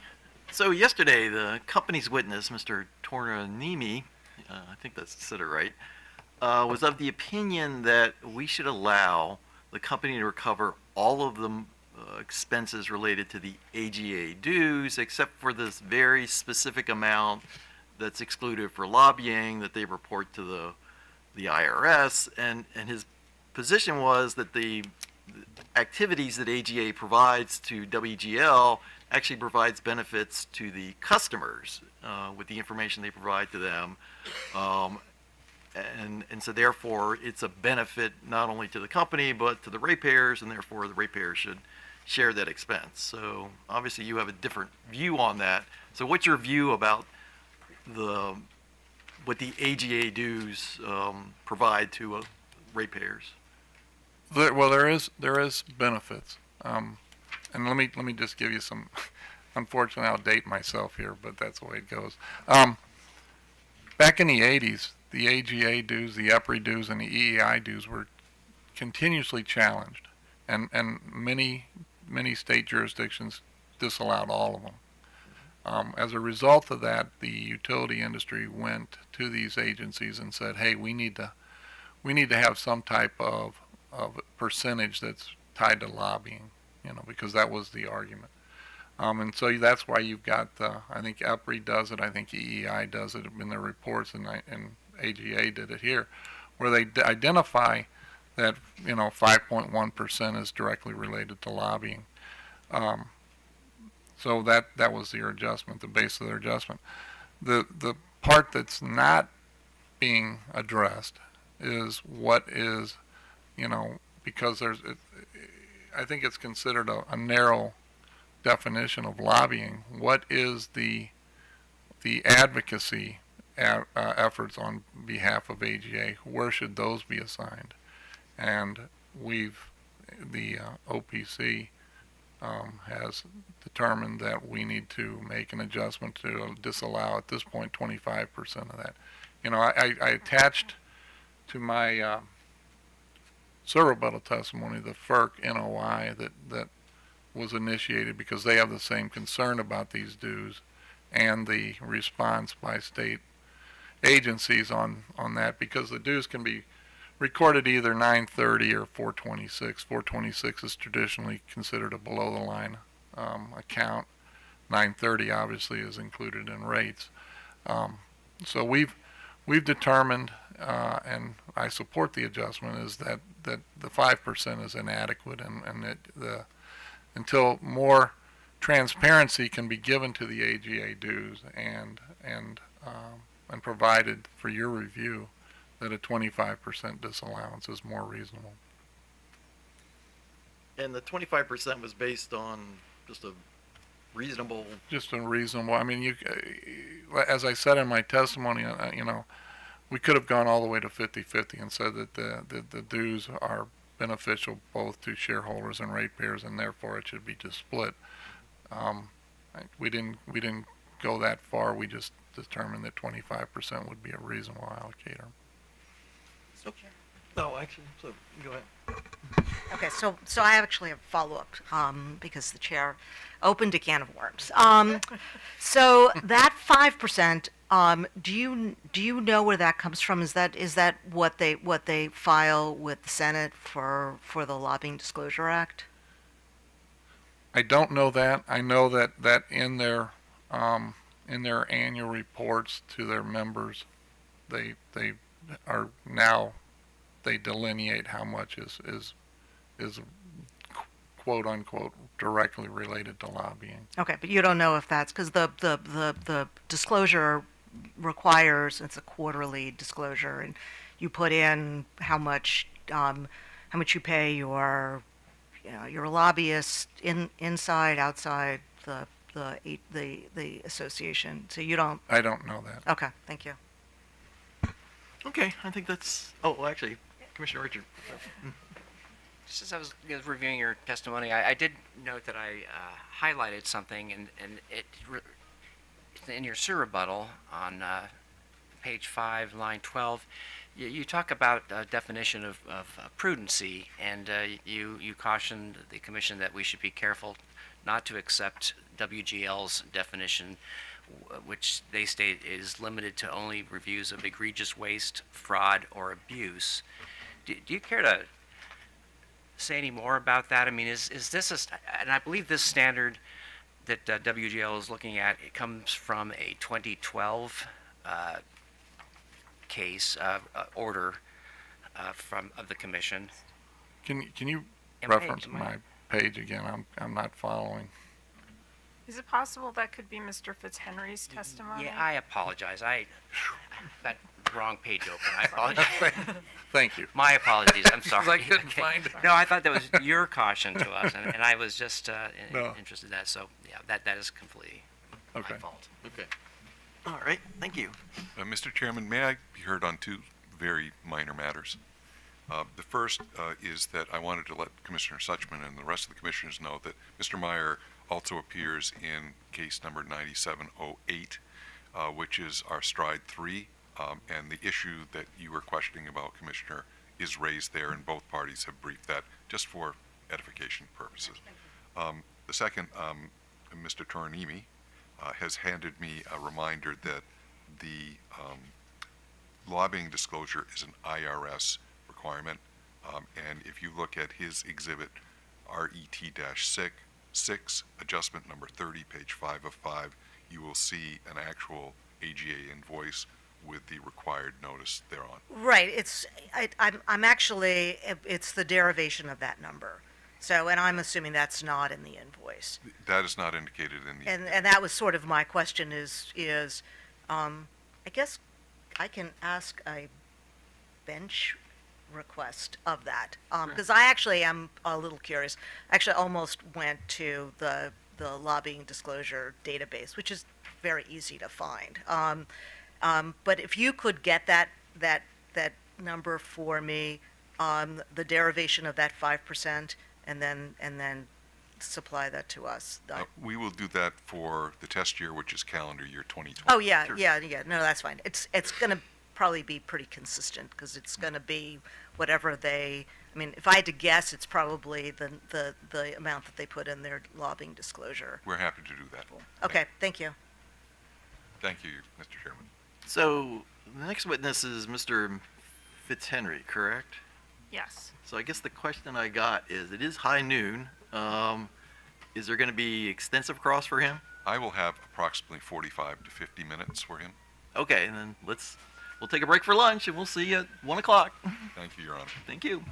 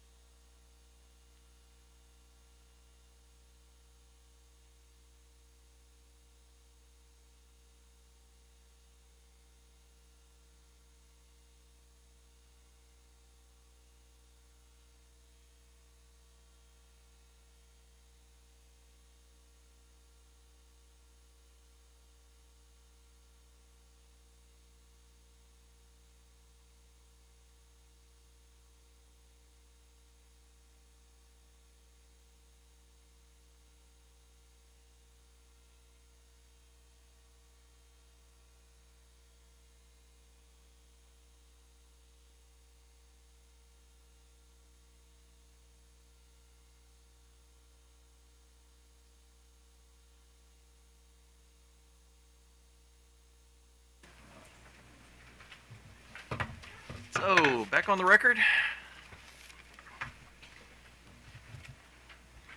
Okay. Good afternoon. I'm Carolyn Elephant for Office of People's Counsel. Mr. Fitzhenry, would you please state your name for the record? Well, actually, before we do that, I just need him sworn in, so. Oh, Okay, yes. yes. You solemnly swear or affirm under penalty of perjury the testimony about to give is the truth, the whole truth, nothing but the truth. I do. Okay, having dispensed with that, would you please state your name for the record? My name is Colin Fitzhenry. And please state the name of your business and your business address and location. My business name is Brubaker and Associates, Inc. The address is 16690 Swingley Ridge Road, Suite 140, Chesterfield, Missouri 63017. And what is the position you hold at Brubaker? I am a senior consultant. Okay, now do you have a document in front of you entitled Direct Testimony of Colin T. Fitzhenry on behalf of the Office of People's Counsel, dated August 25th, 2023, with the denotation in red below stating errata filing of August 30th, 2023? I do. And does that document contain a table of contents, a list of exhibits, 25 pages of narrative testimony, and 6 exhibits labeled CTF-1 through CTF-6? Yes. Okay. Your Honor, I would like to have the errata version of Mr. Fitzhenry's pre-filed direct testimony marked for identification as OPC Exhibit 20. So marked. Okay, Mr. Fitzhenry, do you have before you entitled Sir Rebuttal Testimony of Colin T. Fitzhenry on behalf of the Office of People's Counsel dated October 12th, 2023? Yes.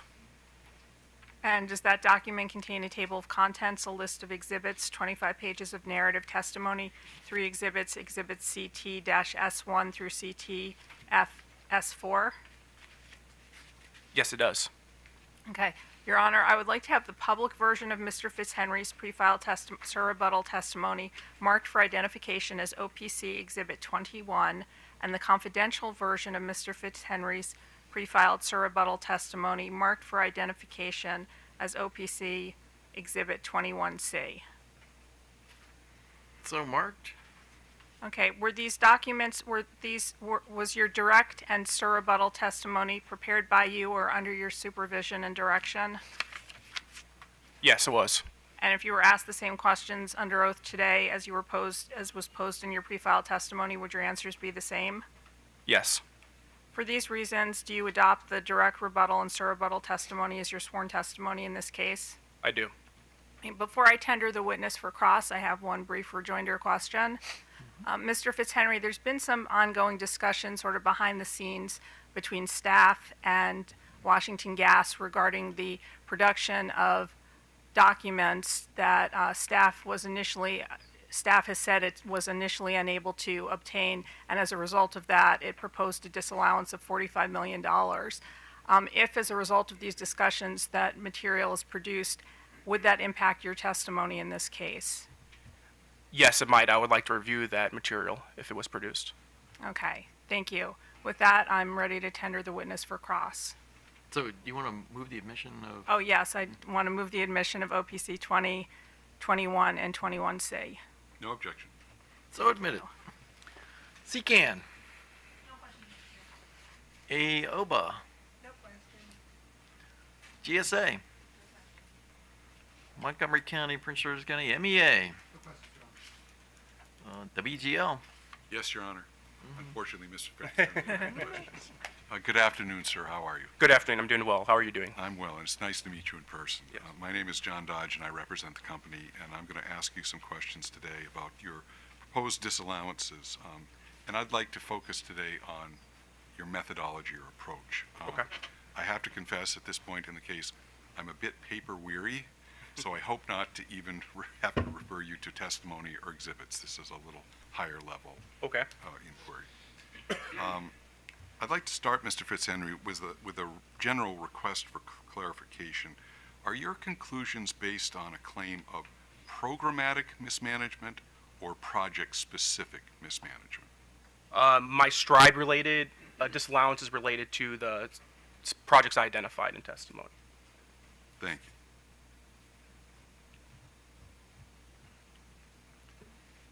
you. And I'm correct, aren't I, that you have identified 21 STRIDE construction projects for which you recommend at least partial cost disallowance, is that correct? That's correct.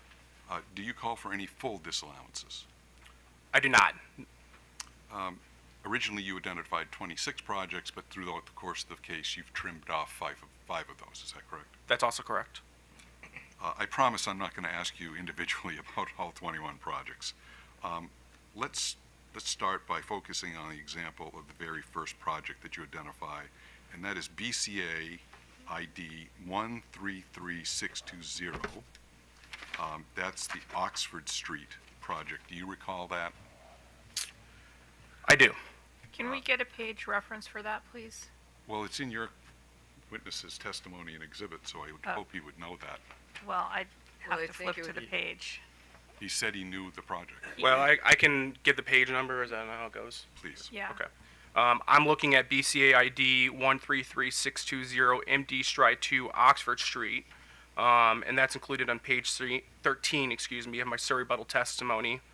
This project would also have been mentioned in Exhibit CTF 2 of my direct testimony, and I believe Exhibit CTFS 2 of my Surrey rebuttal testimony. Thank you for that clarification for record purposes. Mr. Fitzhenry, if you know, which Maryland community is that in? I'm not aware, just, by looking at this, the testimony, it might have been included in the Surrey rebuttal testimony of Jacques. I'm not sure if I'm pronouncing his name correctly. Akis. Akis? Yes. Okay. Silent J. Okay, yeah. All right, thank you. Now, the company claims that the difference between its estimated costs and actual costs for this project were attributable to a water line in the area of the STRIDE project. Is that correct?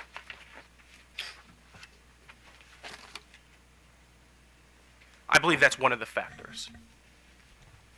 Is it correct, Mr. Fitzhenry, that you argue that the existence of a nearby water line should have been foreseen? Is that correct?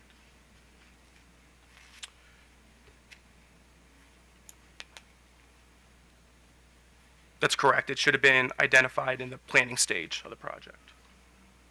And you also allege that the failure to foresee the water line resulted in, and I'll quote here from your testimony, additional manual labor costs. Do I have that right?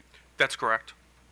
And I believe you just said that the water line should have been known to Washington Gas at the time the BCA was designed? I didn't use that specific language. Like I said, I think in the planning stage of the project, the nearby utility infrastructure should have been taken into account. Correct. Do you know when this BCA was first designed by Washington Gas? What year? I don't have that information on the top of my head, no. When was this BCA filed with the Commission for approval under the STRIDE plan?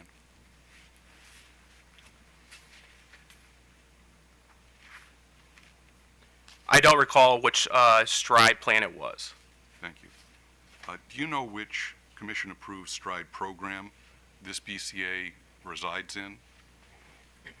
No, like I said, I don't recall which of the plans it was filed in initially. So how specifically, sir, do you believe that Washington Gas should have come to know about the water line?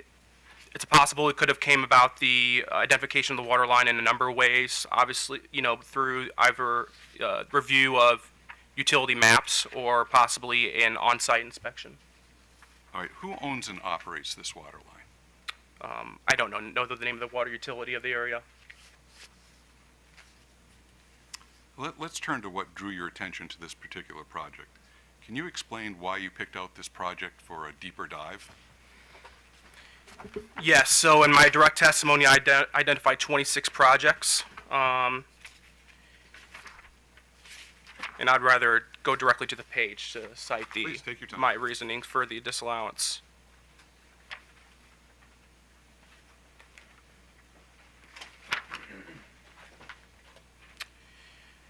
Yeah, in my review of the cost variance associated with the STRIDE projects, I found that WGL incurred additional expenses for any of the following reasons: extended project durations, poor project planning, labor cost overruns, project scope creep, project cancellations after significant investments had already been made.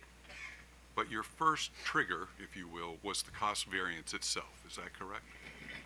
You couldn't have known about the reasons until you did the deeper dive. So your first inkling that something might be amiss was the cost variance? I wouldn't, I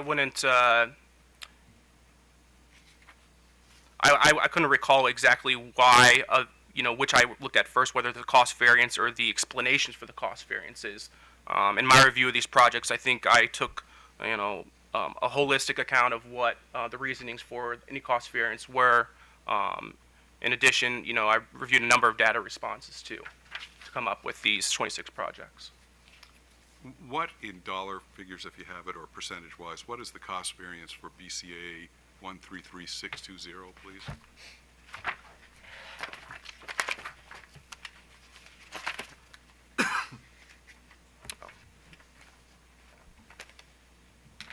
If you don't know, it's not critical. It's in the record by virtue of... Correct, it's in the record in my exhibit. I don't know it off the top of my head. I have to find it for you. Not trying to play gotcha, I just thought you might have it off the top of your head. Can we agree that estimated stride costs are approved by this commission for surcharge purposes?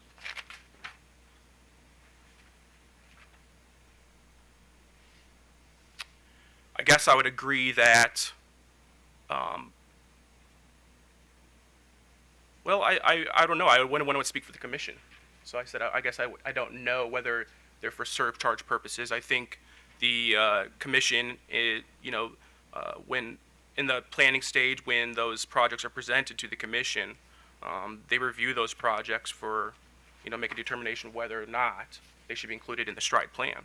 Well, let me ask it a different way. Okay. And again, I'm not trying to play gotcha here. Sure. I'm just trying to understand your methodology. May the company or any Maryland gas utility include in the surcharge estimated project costs that are not approved by the commission? No. Thank you. Mr. Fitzhenry, did you calculate a corrected cost estimate for this BCA? I did not.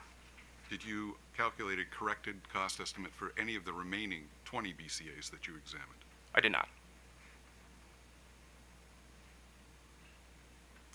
Focusing back on this, I'll call it the waterline project for Okay. euphemism. The difference between the original cost estimate and the final cost, that's the additional labor costs that the company disclosed, is that correct? I believe that's one of the explanations for the additional cost. I don't recall whether there were additional explanations. Do you believe that the original cost estimate was too low? I made no assertions about the original cost estimate in testimony.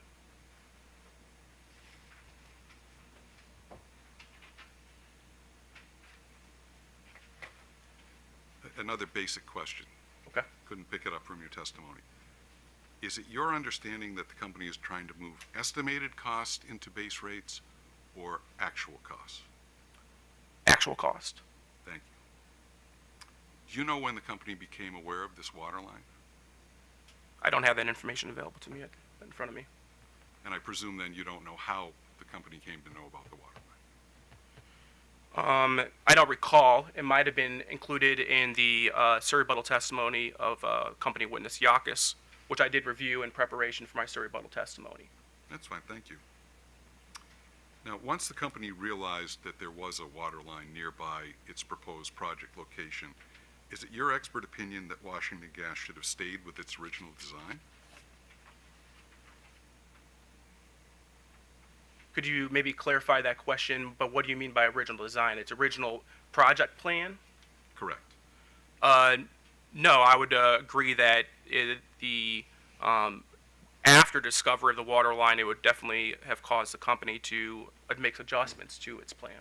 So it wasn't imprudent to change the design once the company became aware of the water line? Well, I would kind of maybe disagree with the way that question's phrased. The imprudency was in the discovery of the water line and the fact, as I alluded to previously, that it wasn't identified prior in the earlier stages of project planning.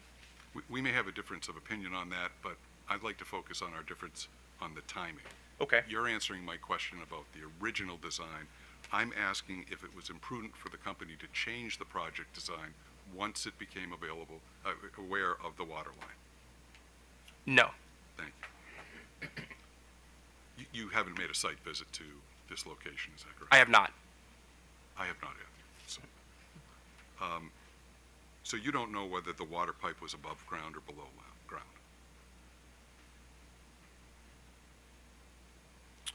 Not off the top of my head. Generally, water lines are below ground, but that's not always the case. But you don't know that for sure. I do not. Can we agree that if it was below ground, a site visit wouldn't help very much in identifying the location of the water line? I would not agree with that.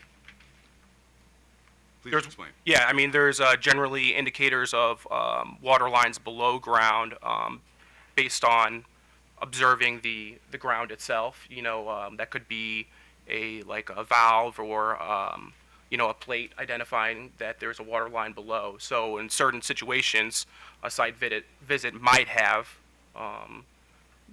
provided some additional information regarding the location of that water line. But you don't know if any of those markings are at the location because you didn't make a site visit. That is correct.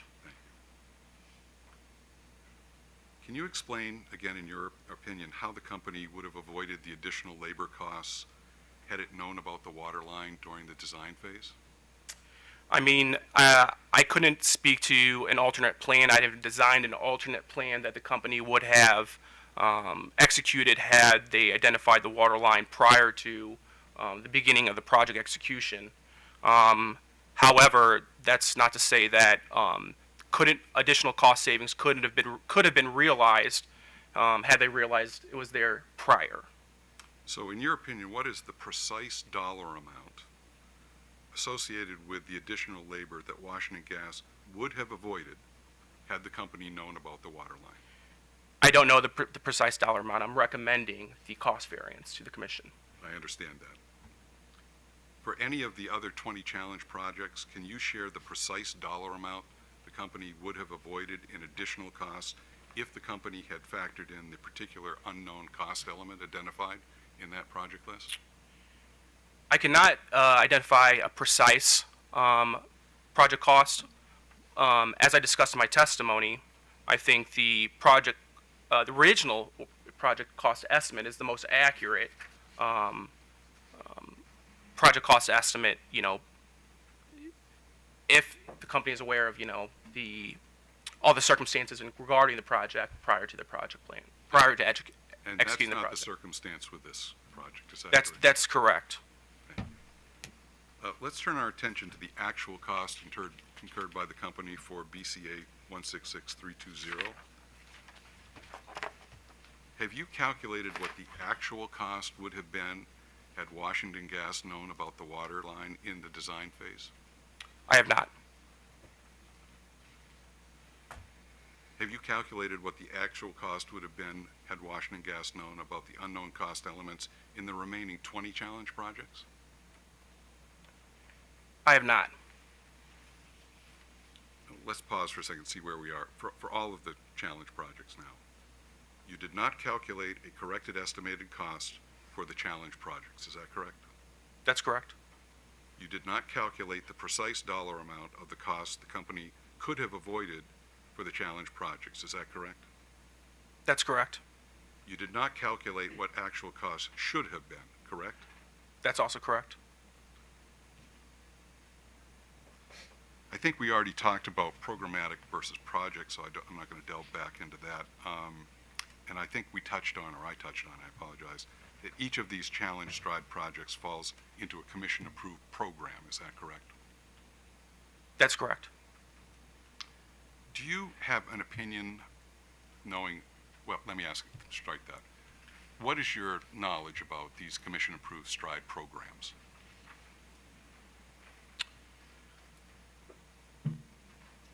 I mean, generally, as I stated in my testimony, these plans are approved by the commission November 1st of every year.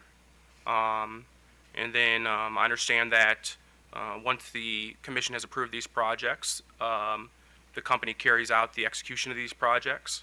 And then you know, during the rate cases, they have the ability, depending on whether the projects are deemed prudent or not, to transfer the cost of these projects into rate base. I think that's a great summation. Thank you very much. I'm hoping for a little more specificity, though, about the programs within the company's STRIDE plan that you Okay. just referenced. Again, I'm not trying to play gotcha. Can we agree that the 21 projects that you reviewed fall into the following programs? And I'll identify them by name of the program. Program 1A, Program 2, Program 3, and Program 4. And I'll just offer you the definitions now. Program 1A is bare and/or unprotected steel services. Program 2 is bare and targeted unprotected steel main and affected services. Program 3 is vintage, that's pipe vintages between 1952 and 56, 62 and 65, and mechanically coupled main and services with affected services. And finally, Program 4 projects, cast iron main with affected services. Does that all sound reasonably accurate to you? I have not reviewed these projects to make any determination as to whether they fall into any of those categories. Thank you. I appreciate that. Mr. Fitzhenry, am I correct that you did not include in your analysis any STRIDE project which did not have a negative, which did have a negative cost variances? You only looked at positive cost variances, is that right? I believe that's correct, yeah. Why not? In my review of the projects that were had a negative cost variance, I didn't identify any reason to determine that those projects, any of the expenses incurred in those projects was imprudent. So your analysis is asymmetric, is that correct? That's not correct. My analysis is based on my review of these projects, the company's explanation of the cost variance associated with those projects. Just if a project had a negative cost variance, but I had made a determination as to that some of the expenses incurred during that project execution were incurred imprudently, I would have recommended a disallowance related to those projects as well. So you would recommend a cost disallowance based on a cost savings that the company achieved? It wouldn't be based on the cost savings. It would have been based on the additional costs incurred during, I could give you a hypothetical, I guess, possibly. So if a project were to have a negative cost variance, say, of $100,000, but in execution of that project, they only completed maybe half of what they had originally intended during the project planning stage, well, there may not be justification for all those additionally incurred expenses because they only ended up completing about half of what the project's original plan was. Did you find any of those examples? I didn't identify them in my testimony. Thank you. Well, actually, I asked a different question. Did you find any examples? I don't recall. Do you know what percentage of the projects you reviewed with negative variances were in those STRIDE programs I just identified? I do not. So let's talk about programmatic cost variances for a moment. Do you happen to recall the cost variance by programs for these 21 challenge projects? No, in my SIR rebuttal testimony in response to discovery, I had identified that the STRIDE 2 plan distribution cost variance related to closed distribution projects was a positive 6%. Thank you very much. Let's go, if you have the patience for it, let's go by program. Okay. Identified program 1A, and I believe there's one BCA in program 1A, subject to check. The variance there was 0% for the test year. Is that correct? I don't have that information in front of me. Will you accept that subject to check? Yes, I will. And I'll ask the remainder of the questions Okay. subject to check. Absolutely. For program 2, the variance was 14%, subject to check. Was that a positive or negative variance? All of these are, if I don't indicate, they're all positive. Okay. So yes, you'll accept that Yeah, subject. I'll accept that, yes. For program 3, the variance was 5%, Okay. and for 4, it was 10%. Okay. Will you accept that subject to check of these 4 programs, the project variance was 5% for those 4 programs? I might be confused, but I believe you just read off I'm averaging those all. on average, on aggregate. Yes. And for what STRIDE plan is this? This is for the 4 that I just mentioned, 1A, Yeah, 2, was it 3. STRIDE plan 1, STRIDE plan 2, STRIDE plan 3? Which This is for STRIDE 2 for the Okay. test year in this case. Okay, yes, I will accept that. Thank you. And then, as you testified earlier, the variance for all distribution projects in the test year under STRIDE was 6%. That's correct. Are you familiar, sir, with AACE estimates? I am not. Do you even know what AAC stands for? I do not. Are you a professional engineer? I am not. Have you ever heard of a Class 1 estimate? No. That's all I have, Your Honor. Oh, one more. I apologize. Okay. It's a short one, I promise. Mr. Fitzhenry, are you aware of case number 9605 before this commission and the resulting report and protocols regarding Washington Gas's opportunity to re-estimate project costs? This is the Stride open docket. Stride. Correct. Yes, I'm aware of it. That's all I have. Thank you. Staff, Staff has no questions for this witness. Thank you. redirect. No redirect. Questions from the commissioners. Commissioner Richard, No questions. Commissioner Sussman. Good afternoon, Mr. Fitzhenry. Good afternoon. Do you recall how many STRIDE projects you reviewed? No, I mean, I recall it being greater than 100, but there was a greater than 100 projects, I believe. Okay, so 100, and then of the 100, you initially identified 26. That's correct. Okay, and the 26 that you identified, you said that either you decided to do sort of a deeper dive because there was a cost variance, or you were concerned about the explanation for the cost variance. Is that correct? Yes. Okay, and then you further whittled it down to 21.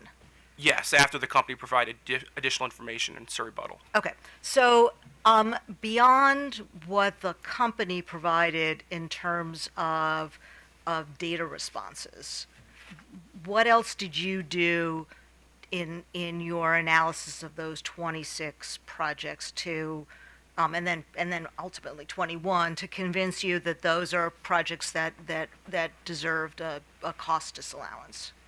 Well, I primarily, initially, in direct testimony, I primarily reviewed the company's response to staff 10-10. In that response, the company provided a number of information related to the STRIDE projects. Like for example? Okay, so they would provide the information as to amount of main installed, the amount of main removed, the amount of service remediated. They had to provide information regarding the cost estimate, original cost estimate, or I guess the STRIDE cost estimate, rather, the cost variance, the actual project cost, and how much the company is requesting to move into rate base. And in addition to that, they provided a narrative explanation to the cost variance. And then that was primarily what I relied on with my initial recommendation. And as I said earlier, after Surrey rebuttal, I had some additional narrative and background information provided by company witness Yakis. And I also took that information into account into my final recommendation in my Okay, Surrey rebuttal. so the additional information was in his rebuttal testimony? That's correct. I'm sorry. Rebuttal. Okay. I might have misstated that. Okay, so in addition to just the testimony and the data responses, did you do any additional analysis on your own to determine why there was a cost variance for each of the 21 projects?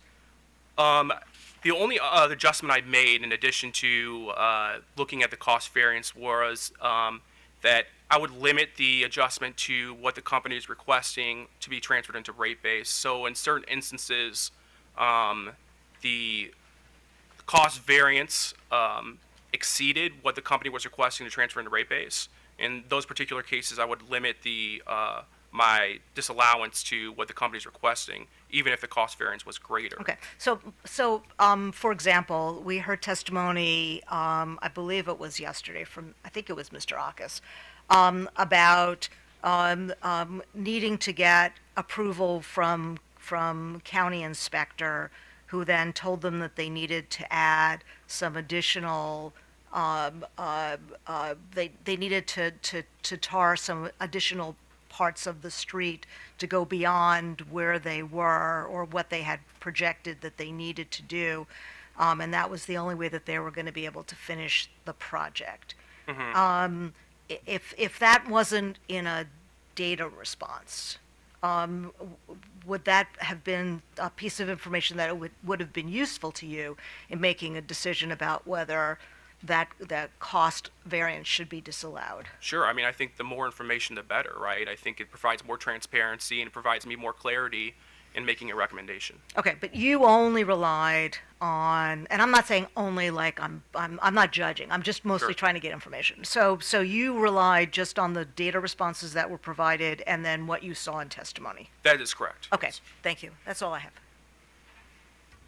So, have you reviewed accelerated recovery mechanisms in other states, similar to Stride? I have some familiarity with them, yes. I haven't testified on them, I believe, but I have some familiarity with them. And based on your analysis of or examination of those other programs, I mean, how do they compare to what's required of the companies here under Stride?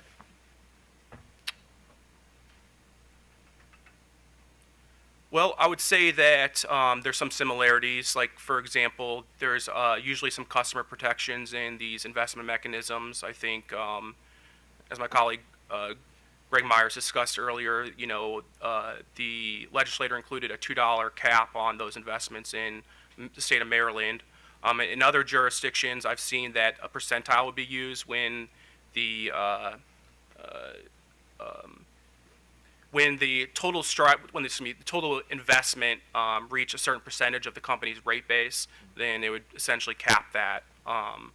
Likewise, I've also seen generally these type of mechanisms limited to certain types of projects as well. That would be a similarity. So, Well, regarding the, I guess the information that the company has to provide, relative to the specifics of the project, I mean, are they pretty similar across the board, or? well, I would say that for in a rate-based proceeding, if there's a rate case proceeding, if there's capital projects that companies are generally requesting to be included in rate base, some justification of those projects would be provided in testimony or the company's application.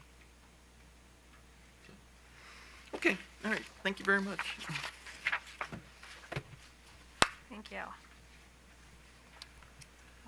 You're done. Okay. Yeah, we're, Okay. yeah, I think, yeah, Unless you want to spend. you're good to go, so, yeah, that's right. I'm good. No adoption of any legislation.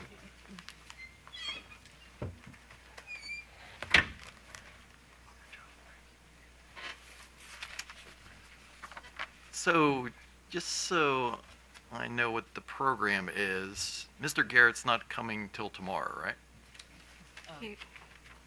He was excused, I believe. Oh, okay, yeah, you're right, okay, never mind. Those are our three witnesses. Yep. We don't have any further witnesses for Okay. OPC. Our case is closed. General Services Administration. Okay. And CCAN, we're still figuring out what's gonna happen here. So I guess we're now to staff.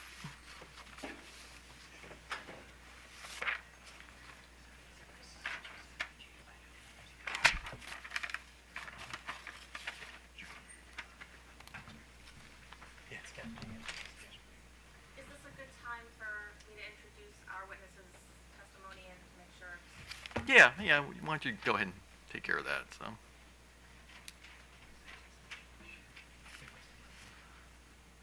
So, Mr. Goins, Actually, you can come up to the table, so.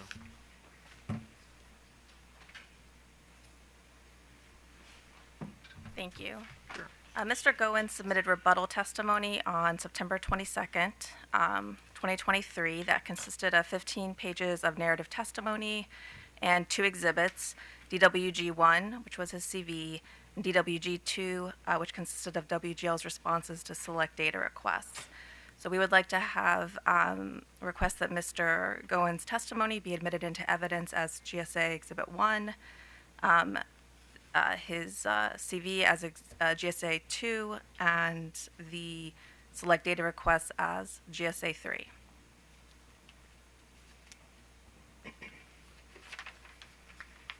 So, Mark, any, Just a clarification, counsel. Where all of those are data responses, I feel comfortable in not objecting to my own, but I want to make sure others know if you're, I'm pretty sure they were all WGL data no responses. objection. Okay, with that, GSA exhibits 1, 2, and 3 are admitted.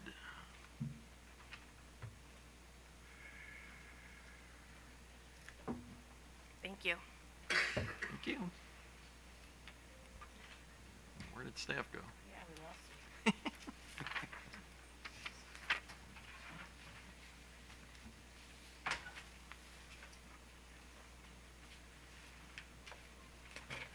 Apologies, Commissioners, the staff witnesses will be down in 1 minute. Oh, okay, all right. Sorry about Because that. we went quicker than you thought, so. What's that? Yeah, yeah.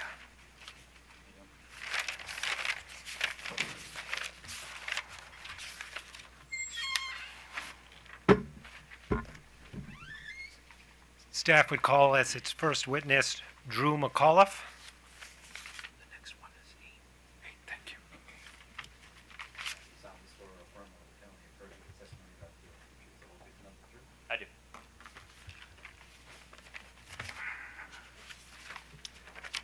Mr. McAuliffe, would you please explain your job title and job responsibilities at the commission? Sure. I'm Drew McAuliffe, Director of the Electricity Division here at the Public Service Commission. And did you file direct testimony, or did you prepare direct testimony that was filed in this case on August 25th, 2023? I did. And did you then file surrebuttal testimony on October 12th, 2023? I did. Do you have any revisions to that testimony? No, I do not. And do you have any comments or rejoinder to anything that was said by prior witnesses? No, not at this time. Your Honor, we would ask, and if I got my numbers right here, I think this would be Staff Exhibit 11? Actually, 12. 12, okay, thank you. We would ask that Mr. McAuliffe's testimony be marked as Staff Exhibit 12, So marked. and we would ask that that be admitted in the record. Without objection, so admitted. And now Mr. McAuliffe is available for cross-examination. Do you have 2 pieces of testimony? Yes, I'm sorry. Yeah. So, Sorry. Drew, Mr. McAuliffe's surrebuttal would be Staff 13. so marked. And again, we'd ask that that be introduced into the record. So admitted. Okay, at this point, we would present Mr. McAuliffe for cross-examination. CCAN. OPC. No questions, Your Honor. AOBA. GSA. Montgomery County, Prince George's County, MEA. WGL. No questions, Your Honor. Questions from the bench? No questions. Well, actually, I got one. So, the company's witness on rate of return made some comments about your prognostications of interest rates and criticized you for that. So, do you have a response to your view of what's going to happen to interest rates? Sure. Yeah, so I guess I would argue against the characterizations of my prognostication.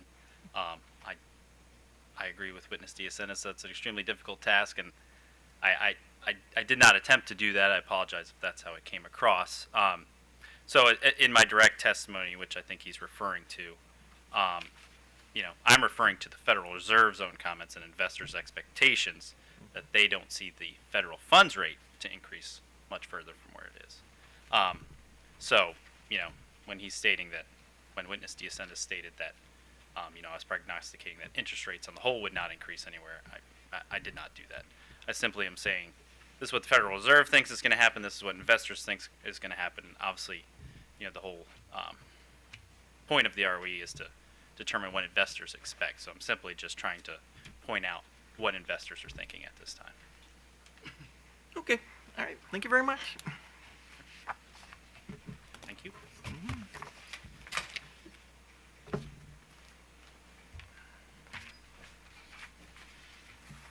Staff's next witness would be Dr. Pamela Coates.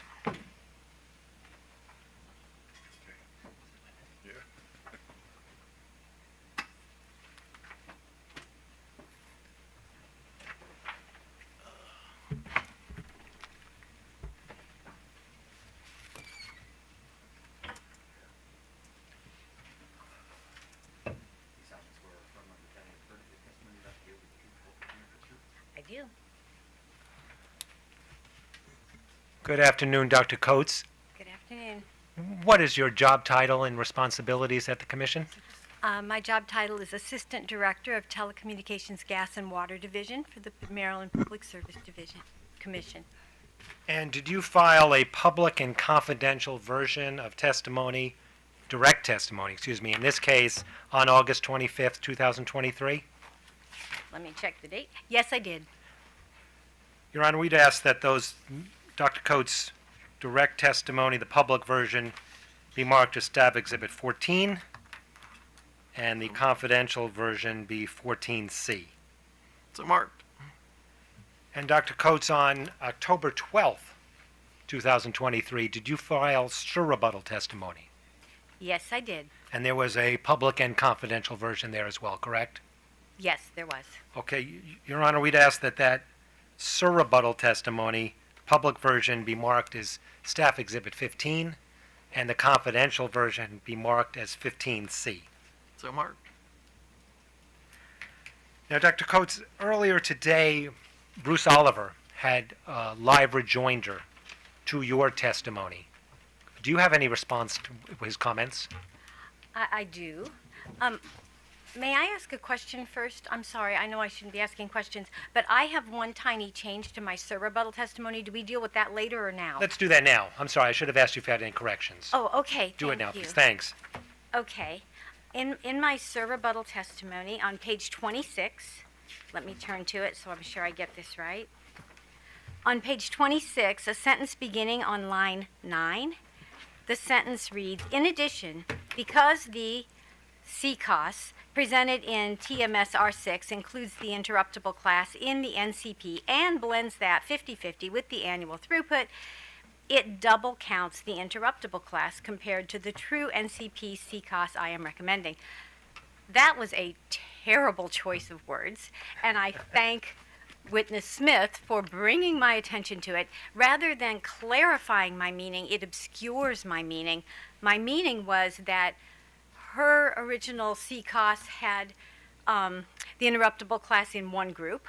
Mine had it in the other, and this has it in both. But it is not actually double counting. It is, as I say, a 50-50 blend. So the point was not it's double counting the value, but rather just putting it in both places. And that sentence is really, it muddies rather than clarifies. So I will be comfortable saying that I would submit this today if we can simply strike that sentence.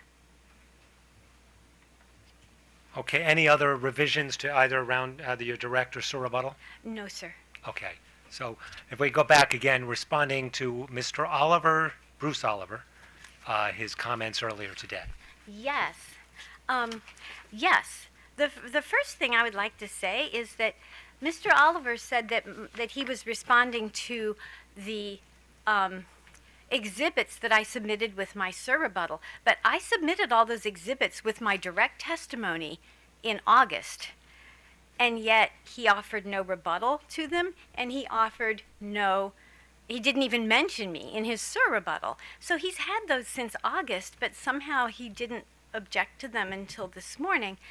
And I can tell you exactly when they were sent out in August.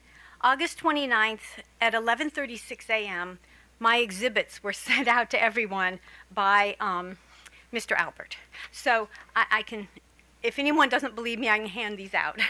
But they were sent out. So it kind of bothered me that clear back, he's had them that long, and yet he didn't seem to say anything, mention them at all until this morning.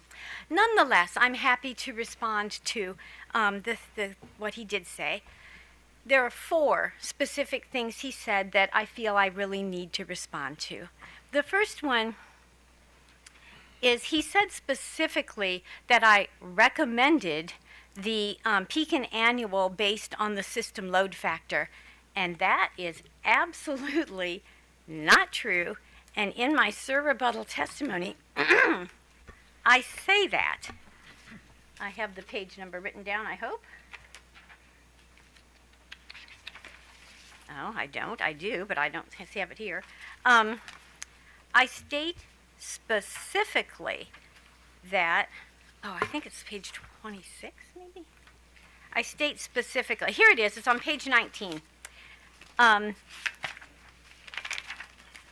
Yes, the question that is asked is, do you, in your direct testimony, do you recommend that the company should use a peak and annual allocator based on the system load factor? And my answer is the extremely clear response, no, I do not. So he was simply mistaken when he said that I recommend that, and I made that very clear in my rebuttal. Continuing on that same topic, he also said that the system load factor was calculated incorrectly. I don't calculate system load factors. I ask the company to do that and to hand it to me through data responses. But he also said that I should have recognized that that was way out of line. Well, I also have something that I do want to put in, if I'm allowed to have everybody have a copy of. And this is a data request that I sent to Columbia in 9701. And I asked the exact same question. Please calculate your system load factor. If you recall, the system load factor that WGL calculated was 62.6, yes? Well, when I asked Columbia earlier this summer to calculate theirs, they did the calculation, it's all right here, and their answer was 61.9. In other words, theirs was 62 and WGL's is 62.5. Do you see why WGL's did not set off alarm bells? It was the same practically as Columbia's. And I really would like you to have this Dr. Coates, calculation. I'll come up and get, if I Can we you can do? Oh, distribute thank those. you. I would appreciate We're happy to mark that as a company exhibit too, if necessary. Okay, so this is data request 18 to Okay. Sure. Okay, and it gives on the back of that, I mean, the front is just their answer, but the back shows the calculation. So you were asking about how to calculate it correctly, and I don't do that. The companies do, but you can compare their calculation to WGL's and see if they did it the same way, because it's all there, just like WGL says. Okay, so that was a concern of mine. Well, Dr. Coates, 1 second, let me distribute this. Oh, Maybe I'm this sorry, would be our okay. exhibit this would be staff exhibit 16. Yes. Your Honor, I may object to that. I would just like to see it first. Thank you. Take a look at it.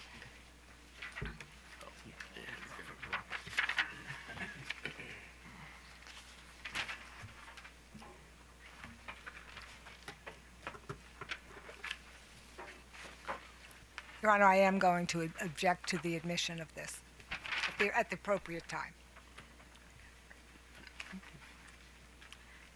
Okay. May I go on Yes, now? please Okay. go on. All right. Mr. Oliver emphasized or stated, I don't say emphasized, he stated that the NCP is an inappropriate way to allocate mains, and seemed to think that I should know better. But I would like you to know that both Baltimore Gas and Electric and Columbia allocate mains on a true NCP allocator. So our other two large utilities in this state use that allocator. And finally, Mr. Oliver, in his handout, he had a line there where he said I was trying to calculate a true NCP allocator and somehow didn't do it right. Well, I never tried to calculate a true NCP allocator. And both in my direct and my rebuttal, I say that, but I'll just turn to the rebuttal, page 25. In my rebuttal on page 25, let's see, the question is, in your direct testimony, you develop a hybrid CP allocator. Are you recommending that the company adopt that allocator? And my answer is no, not at all. My purpose in developing that allocator was to try to compare the results from the company's NCP Pekin annual allocator with those that would result from a true NCP allocator. I did not at the time have the data to develop a true NCP allocator, so I created the hybrid allocator as an approximation. The point here is I never claimed to develop a true NCP allocator, and I disagree with, object to Mr. Oliver saying that I did and putting this in some kind of handout, saying that I tried to calculate one and left out the interruptible class. The entire point of my testimony, if you could narrow it to one point, would be the NCP allocator must include the interruptible class. And I think that's all I have to say. Thank you, Dr. Coates. With that, staff would present Dr. Coates for cross-exam. CCAN, Oh, yeah, thank you. OPC. We have no questions, Your Honor, but I think Mr. Albert needs to move to admit those. Is that correct? Well, I guess I was going to let that up to him. I mean, do you want to move? Yeah, let me do that now, because if I don't do it now, I can guarantee you I'll be here tomorrow morning Yeah, by myself.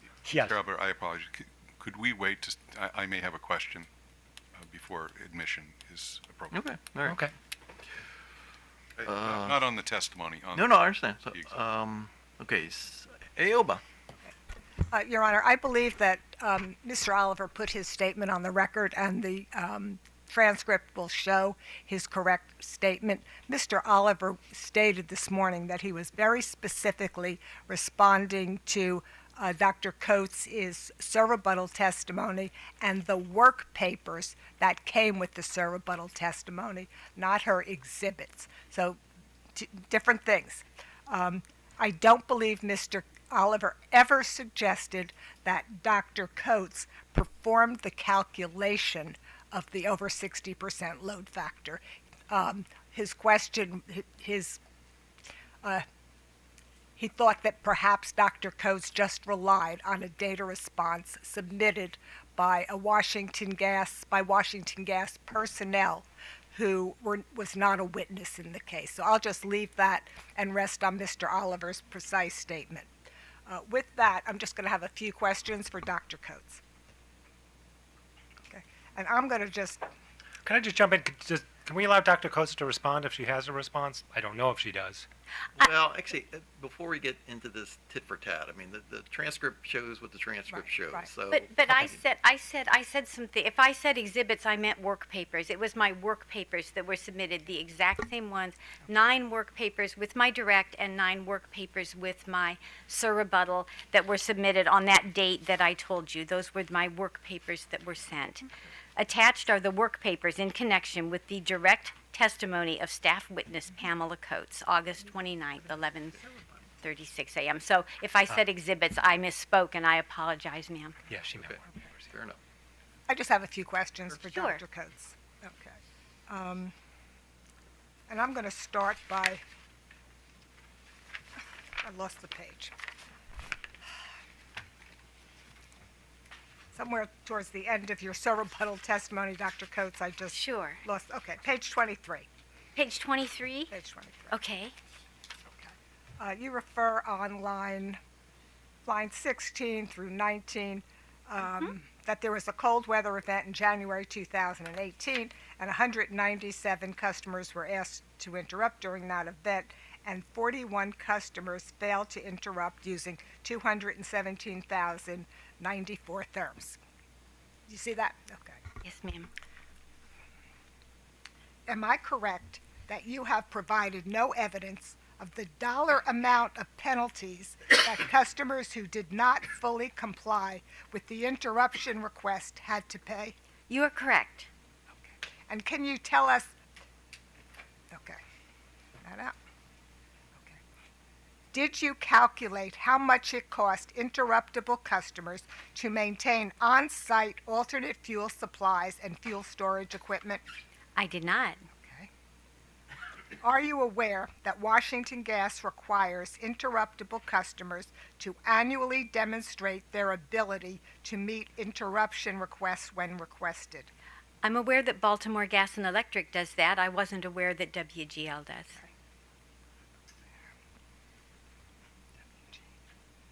Are you aware that interruptible customers must install and pay for communication lines that enable the company to monitor the customer's gas use on an ongoing real-time basis?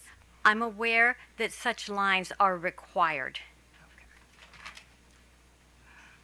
Have you assessed, Dr. Coates, the cost interruptible customers must incur to have personnel on site available to implement interruption requests? No. Would you accept that subject to check? I'm sorry, what am I accepting? Okay. Have you assessed the costs interruptible customers must incur to have personnel on site available to implement interruption requests? I know nothing about that. Okay. That's fine, Your Honor. That's all I have for Dr. Coates. Okay, GSA. Montgomery County, Prince George's County, MEA. No questions, I wish I did. I want to ask if I can. WGL. I do have one question, Your Honor. Good afternoon, Dr. Coates. Good afternoon. Do you have in hand or at hand what has been preliminarily marked as Staff Exhibit 16? That's the data request and response in case number 9701. Yes, I do. A simple question for you, ma'am. Did you rely on this data request to formulate your opinion or conclusions and testimony in this case? No, yes, actually I did. I did, because when I received your calculation, I wanted to just get a feel for whether it made sense. I first looked in the NARUC manual, and they didn't offer an example, and then I remembered that I thought, I wasn't sure, but I'm pretty sure I asked this question before this summer, so I started digging through DRs for BGE and Columbia until I found one and went, okay, yeah, what do you call that, where you just rule of thumb. I got okay, yeah, this seems reasonable, and then I went on. That's all I have, Your Honor. Thank you. Your Honor, could I just see what Mr. Dodge was referring to? What has been marked as Staff Staff Exhibit 16? The Columbia data response. Okay. Thank you. Your Honor, if I could just. I was going to come to you for redirect. Oh, sorry. Thank you. First of all, just housekeeping here. The work papers. Those have we marked those? Should those be marked as an exhibit for you? No, well, not unless if people don't believe me or they really want evidence that they were turned in with my direct, then I have this. Okay, so they're already in with your direct They were testimony. turned in with my direct Okay. on August, you sent them on August 29th, 11:36 a.m., and I just printed out the email showing all the work paper attachments showing that Mr. Oliver would have had access to all of these clear back in August. If you Okay, so I just want to make sure it's in the record. As long as everybody's content, then I don't need to hand these out. Okay, just to clarify, my only concern is getting everything in the record, whether Thank you. it goes for me or against me. Now, Ms. Francis led you through some questions that sort of went to the point that there are enforcement mechanisms. Utility, for example, as Ms. Francis was saying, some utilities, WGL for sure, BGE, they actually will do an annual inspection. So the interruptible customer says, hey, don't worry if you cut me off, I've got a boiler I can fire up. And the utility essentially says, show me. And they show up once a year and make sure the thing actually works. Does that affect your view that interruptible should be included in the non-coincident peak allocation? It does not affect it at all. The non-coincident peak, by definition, includes all classes because every class has a non-coincident peak. In terms of cost of being an interruptible, here's what I will have to say about that. I absolutely accept that I totally believe that there are costs to being an interruptible. I also believe that it benefits the company to have interruptible customers. I therefore believe that, I conclude, and not only WGL, but the other companies have the same, where the per therm rate for interruptible customers is less. That makes sense. That relates to the fact that we need an incentive to make sure we have interruptibles because we use them to help us when there's high demand. And the interruptible so they need an incentive to join the party, join the team, and the interruptible customers they have extra costs, plus they could be called on for an interruption. So there are reasons that their rate per therm is lower. Absolutely, that makes sense. And however, okay, here's how to think about this. A cost of service study should be a true picture of reality. It should be as true as possible. That doesn't mean that in rate design, the only thing they look at is the cost of service study. That's absurd. Rate design has a number of principles, uses the cost of service study as one piece of information, one picture of reality, and then uses other things. I noticed that for both WGL and BGE, their RROR coming into their current cases is lowest for the interruptible class. I actually don't have a problem with that. Now, I'm not the rate design witness, so he may, I don't know. But as far as I'm concerned, that's where we deal with this. The cost of service study should give us a true picture. We don't try to hide things in the cost of service study that we don't want to face when we get to rate design. The cost of service, it's like looking through a clear window or a window that's been muddied, right? We want the window to be clear, have the cost of service study true, and then when we do rate design, we can go, well, yeah, we need to cut a break to the interruptibles because they have costs and the company needs them, and their service is slightly different because they can be asked to interrupt. Now, it happens that the last year or two last year they were, but the year before they were never asked to interrupt. So, on a daily basis, their service is the same as everyone else's. And so that makes sense. But nonetheless, there is that possibility of being called on. There are extra costs, as the attorney whose name I'm sorry I didn't catch. Mrs. France. Mrs. France pointed out, and the company needs them, as I demonstrated in my rebuttal in the 2018 case. And so I believe all that. I absolutely accept all that, but I don't think that should affect the cost of service study. The cost of service study should be a true, clear window. That is to be dealt with in rate design. Did I answer your question, ma'am?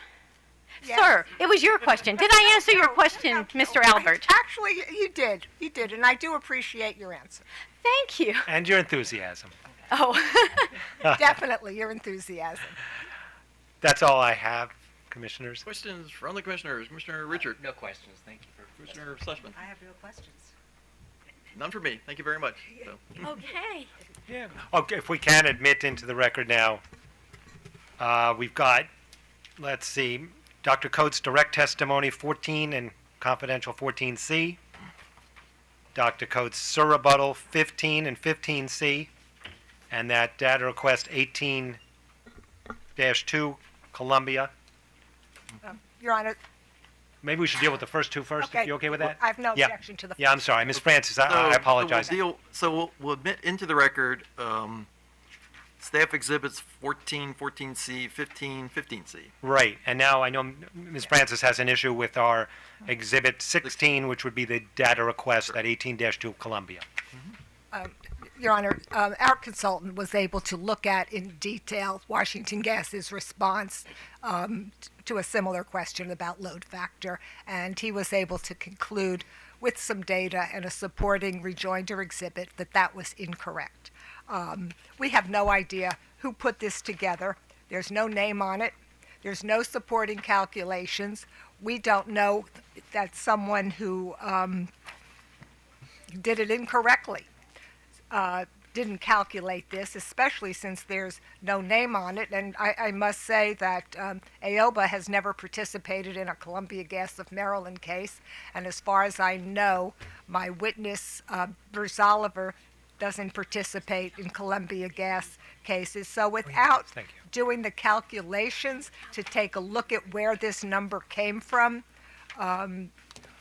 we can't verify it.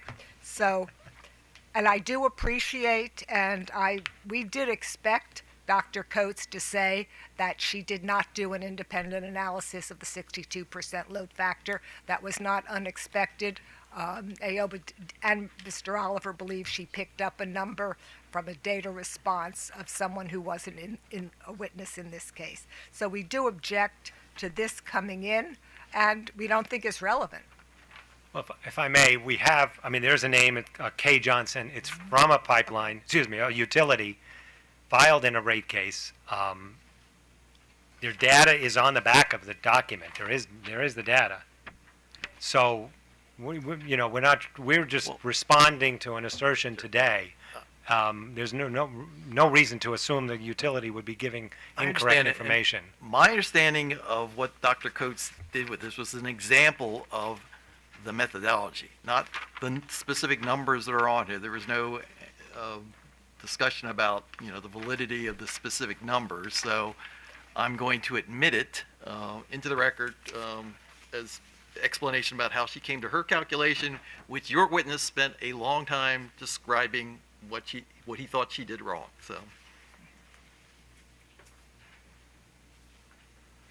So 16 will be admitted.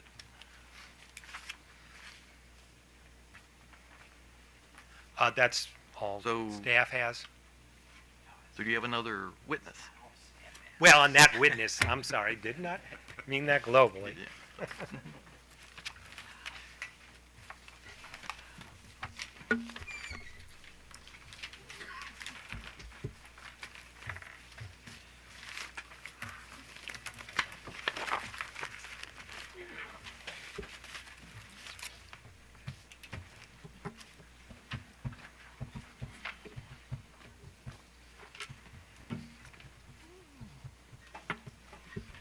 Staff calls Mr. Evan Thomas.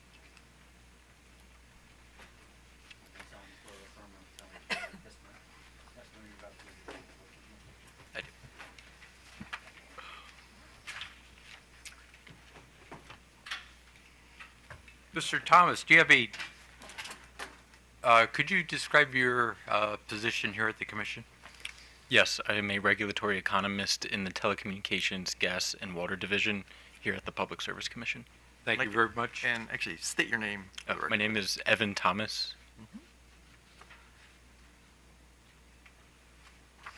Do you have before you a document entitled The Direct Testimony and Exhibits of Evan Thomas dated August 25, 2023, consisting of 30 pages of testimony and several exhibits? Yes. Do you have any corrections or changes to this document? No. Thank you. Do you also have a document entitled Sir Rebuttal Testimony and Exhibits of Evan Thomas dated October 12, 2023, consisting of 19 pages and attachments and a public and confidential version? Yes.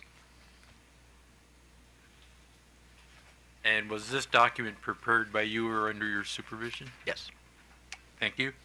Your Honor, staff would like to mark the direct testimony as staff exhibit number 17 and the Sir Rebuttal testimony, the public version as staff exhibit number 18 and the confidential version as staff exhibit number 18C.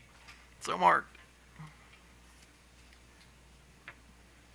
Mr. Thomas, does this constitute your testimony in this proceeding? Yes. Your Honor, I'd like to move staff exhibits number 17, 18, and 18C into the administrative record.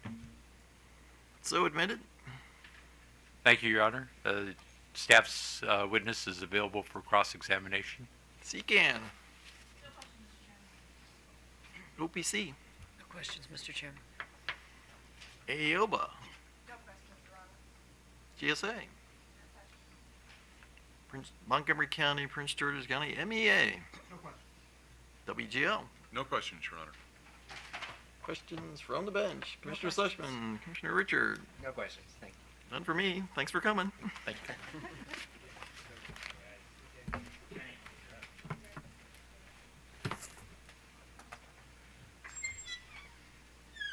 Thank you, Your Honor.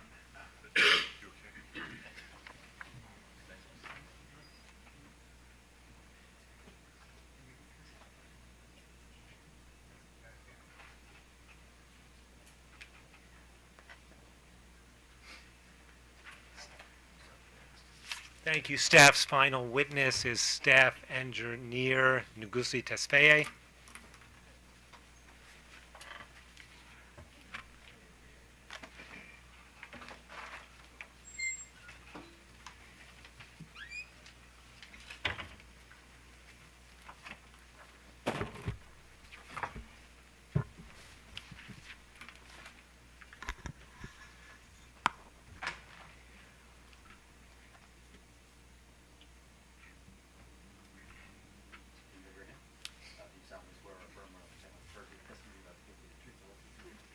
Yes, I do.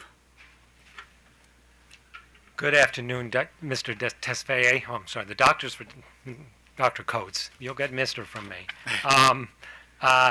Did you file afternoon. direct testimony in this case on August 25th? Yes, I did. And did you then file surrebuttal testimony? I'm sorry, your back up. Your job title and job responsibilities at the commission, please. I am a pipeline safety engineer within the PSC, And which division are you in? engineering division. Okay, and you, again, back up there. So you filed August 25th, you filed direct testimony. Yes, I did. And on October 12th, you filed surrebuttal testimony. Yes, I did. Do you have any changes to that testimony?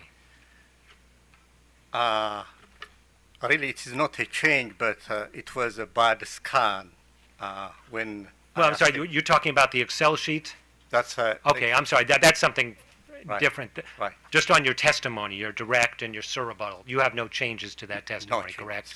yes. Okay, I think what Mr. Tesfaye is getting to, we had staff introduce two large 11 by 17 Excel sheets. They were the STRIDE, list of the STRIDE projects prepared.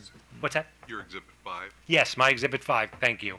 And there was something, apparently something wasn't picked up when it was scanned. Could you complete us there? Right. What was not picked up on those Yeah. Excel charts? So when I assembled all the documents, it cut off the numbers, which marks my exhibit number.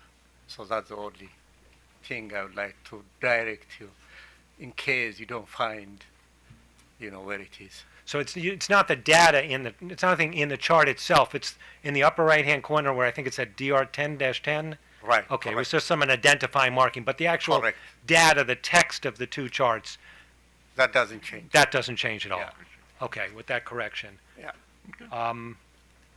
We have nothing more, and we present Mr. Tesfaye So, for. do you want to, Well, let's do. Okay, thank you. We have then staff. We'd move to introduce into the record Mr. Tesfaye's exhibit number 17, his direct testimony. 19? Thank you. And move his surrebuttal, exhibit 20, in both of those into the record. Your Honor, no objection subject to the pending motion. Oh, okay, I understand. So, yeah. Okay. So admitted. So admitted. With that, we present Mr. Tesfaye for cross-examination. Decan. OPC. No questions, Your Honor. A.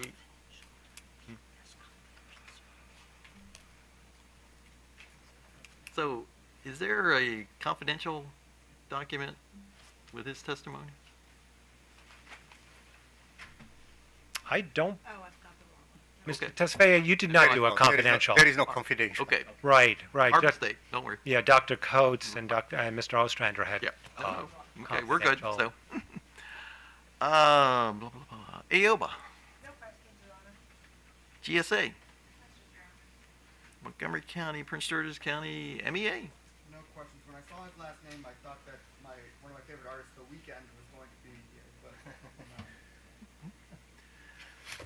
But WGL.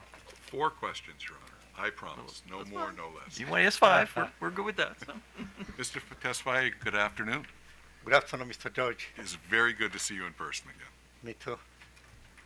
Could you explain for the company's edification what your assignment is in this case with respect to examining the company's capital expenditures? My assignment is to review the Washington Gas filing in this case, number 9704. So generally, I do review engineering pipeline safety related projects within this filing. You anticipated my second question, but I still have to ask it. Your focus has been only on pipeline safety, is that correct? Right, I'm trained, my expertise is only on the pipeline safety related projects. Thank you very much for that clarification. Am I correct, Mr. Tesfaye, that you have reviewed approximately $143 million in test year capital expenses for Washington Gas to date so far in this case? Is that correct? Are you talking about case 9704? I am. Are you talking about non-stride related projects? Very good clarification. Non-stride, please. Non-stride? Yes. In that examination of the $143 million of non-stride expense, have you found any evidence of imprudence? On 143 wards projects the company filed for review, I have to focus, engineering is, when we assign these projects, mainly, as I said earlier, we need to make sure it's pipeline safety related, the project's status, whether it is in use, and giving service to the customer, and it is safe, and we have to make sure that the pipes which are in service is what the customers are appropriately, paying for the expenditures the company incur. Thank you. That's all I have, Your Honor. And I apologize if that was more than 40 minutes. No, we're good, so. Any redirect? Yeah, short redirect, Your Honor, Chair. We've had Mr. Mitchell from the company. You guys have been having discussions about getting more information from Washington Gas, the information that you claim that you have not received so far. Correct. Is that progressing? Have you been receiving more information? Until this time, I haven't yet received, but we had with Mr. Mitchell? Murphy. Murphy, I'm sorry, Yeah, Murphy. Mr. Murphy from Washington Gas, a discussion how we can actually come to some kind of a resolution to this problem. So he agreed with me that at that moment already his staff is working to provide the remaining projects in full list worth of 45 million to me. So I said, we are open for cooperation, so I welcomed his cooperation. So, but until this time, I haven't get any of those information. Okay, so I'm sorry, I didn't mean to cut you off. Good. So your understanding is you'll be receiving more material from Washington Gas based on these discussions you've had with Mr. Murphy? He promised, but until this time, I don't have any of those information in my hand. That means my testimony remains as is. Now, Mr. Dodge raised an interesting point. Let's assume we're talking about 180 million, and let's assume they give you information on 170 million. And can you then say to yourself, look, I've got information on 95% of this non-stride expenditure. With 95% looking clean, I can assume that remaining 5% is prudent and, is needed to be done, the project needed to be done, and was done in a cost-effective way. Can you make that assumption? Is that an assumption that's part of an engineering analysis? You are talking about 95%, right? Right, let's assume. So, Okay. yeah, but I need to get 100% because there is no any guideline for me to leave out the 5% without review because I need to give my recommendation for the commissioners by reviewing the entire 100% of project scope. Okay, thank you. Your Honor, if I may, kind of unusual request, but staff is scheduled to file a response to the motion to strike on Monday. We would ask if we could put that off perhaps till Wednesday because we've got information coming in that we're hoping will, I don't know if it'll fully resolve the issue, but I think it could certainly change the scope of the issue. So if we could put off staff till Wednesday and see what we get from the company and if it gives us resolution. If I may be heard, Your Honor, the company supports staff's request for the two-day extension. And I'm happy to bring up Mr. Murphy to testify under oath, or I can give the position of the company as to the status of the company's provision of that additional information. I don't want to just jump into it. If you'd like to hear it, I'm happy to share it or bring Mr. Murphy up. And OPC, how's this synchronized with what you need? Yeah, I'm just trying to think of the time frame in my mind, Your Honor. Our witness would still need to be able to review that information as well, so subject to that, I don't think.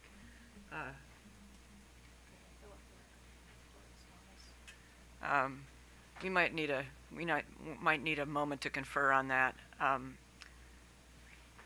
like to confer a little bit on that request, and then I'd also, before we close here today, I just wanted to do some housekeeping exhibit checks here. I'm confused about what's in for staff and what isn't, and wanted to make sure that all of our exhibits are in as well. However you want to handle that. If I could follow up, just to confirm, our staff's 19, Mr. Tesfaye's direct, and 20 his sur rebuttal. Confirm that we did move that into the record? No objection. So moved and admitted. Thank you. Aoba have a concern? I'm not going to interfere in these, Oh, in these okay, all right. discussions. So, The only thing AOB is interested in is what will the procedure be? What will this do to the timeline? Oh, before we get into, can we just finish up? Yeah, actually, so let me deal with questions from the That's bench for fine. your witness before we sort of wrap up all this other stuff, so. Because you're done with your redirect, right? Done with my redirect. Thank you, Your Honor. Sorry. Commissioner Sussman. Yes, so good morning, Mr. Tesfaye. Good morning. I hope I said it right. Okay. Good afternoon, right? It is good afternoon. I'm sorry. right? Yeah, I got the name right. We clearly need to end this. Right.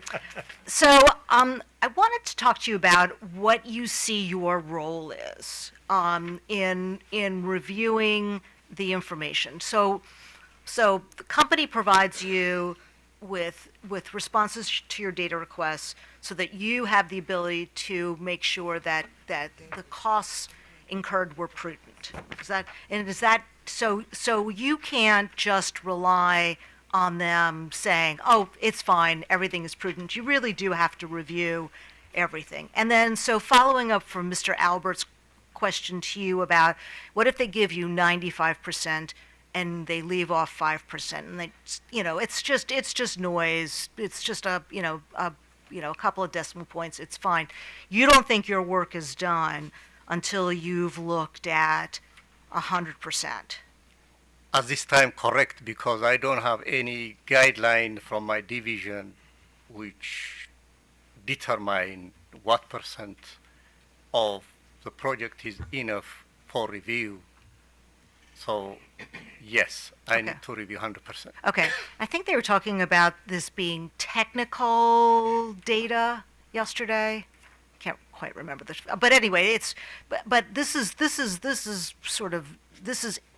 real data. You need the data itself to see what's been spent, and this allows you to do your prudency review. So that's the kind of information that should have been provided to you in this case. And is this the kind of information that you think staff is going to expect in subsequent cases? So for you to be able to do your job, you really do need to see the technical data. Is that your sense of what your job is in order to perform your job? Yeah, Your we are opinion? engineers, we are technicals, so we need to see, the project origination, project specification, whether it is in use, in service. It's not enough just in this, because the whole idea of rate case is because of the revenue deficiency. They come to ask more money for their operation, right? So I need to be focused on those specific projects and make sure the cost the customers are paying is what we call it in rate regulation, just and reasonable, Okay. and used and useful. And also at the same time, I have to make sure that all the technical specification, meaning like the status of the project, whether it is in use or not in use. Also, it's like whether it is safe for the customers to use, and also to make sure that the costs incurred are prudent and be able to, with confidence, give you the recommendation. Right.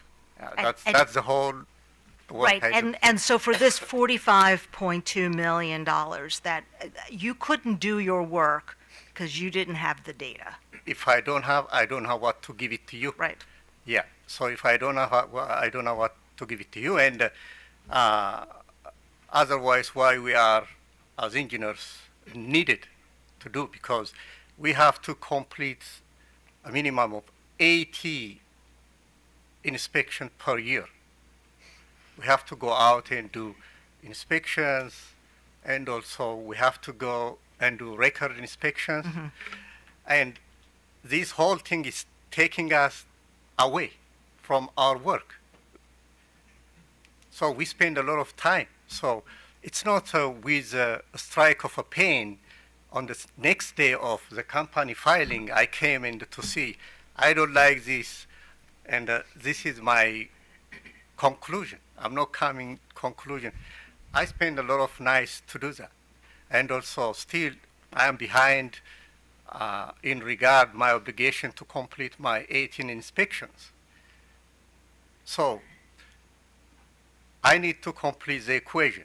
You are coming asking money, you need to show me the other side of the equation for what? Okay. I cannot sign a blank check. Right. So I need to do my job. Well, Mr. Tesfaye, thank you very much for your testimony. That was very helpful. Commissioner Richard.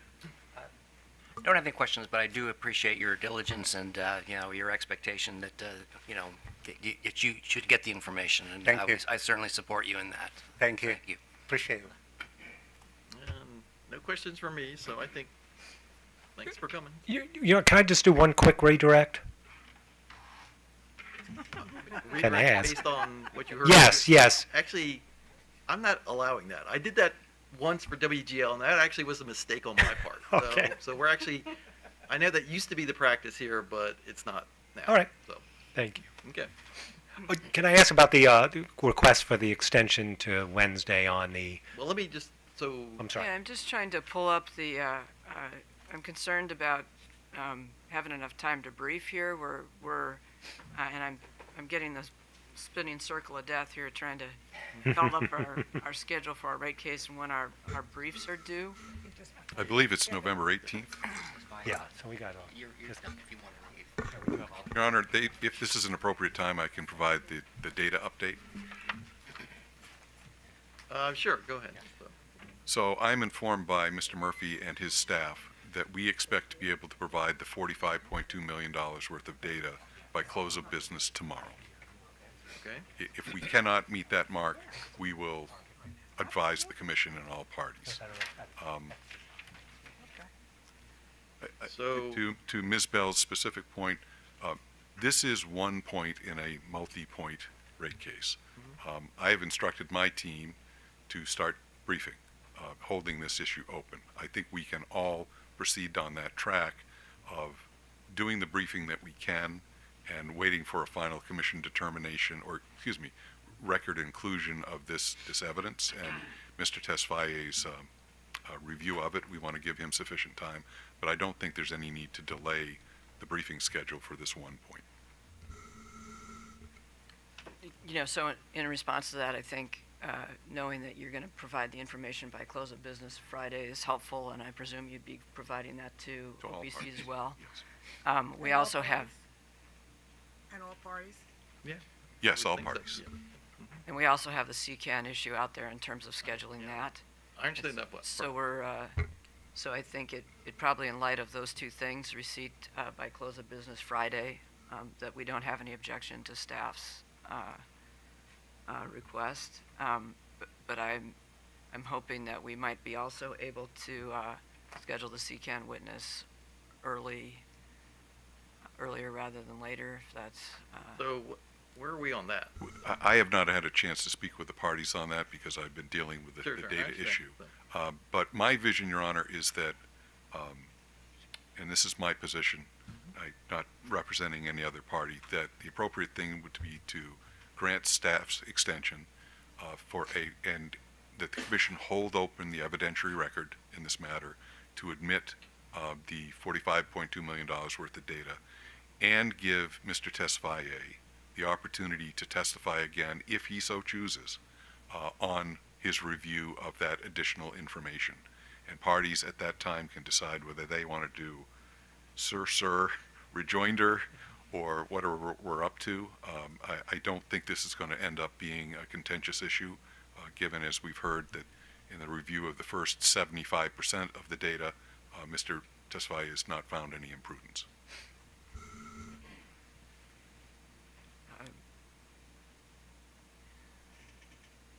I think that it makes sense. I'm hoping that we can, my understanding is from CCAN is that the CCAN witness is available next week.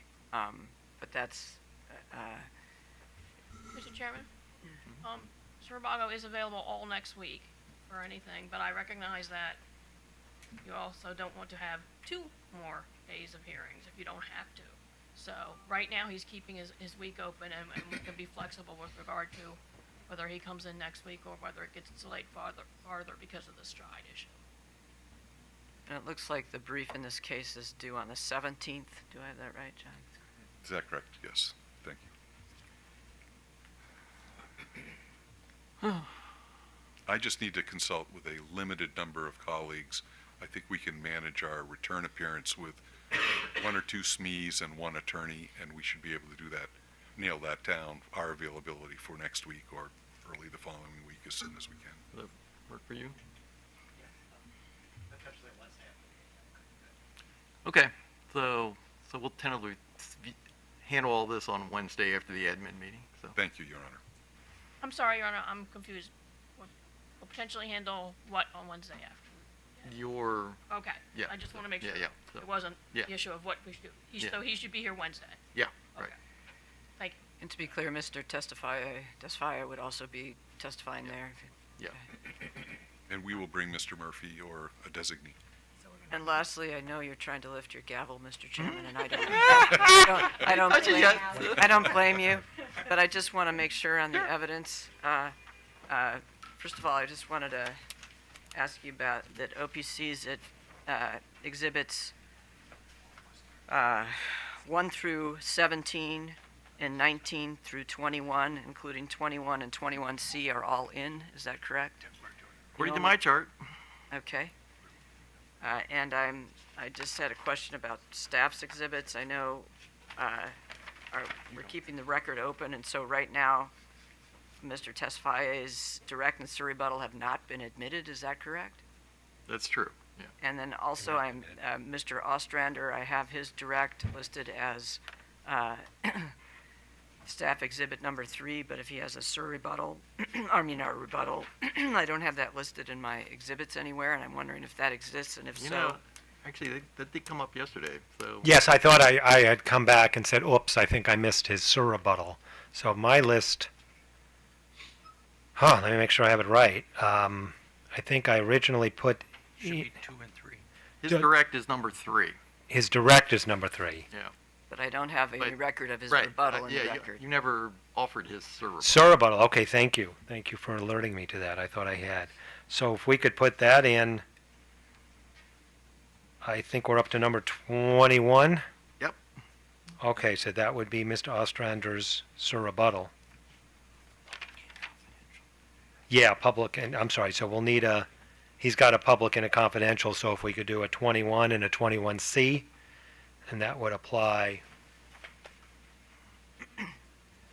Okay. as well. Let me check my notes here. No, I think, okay, I don't think his direct had a confidential version.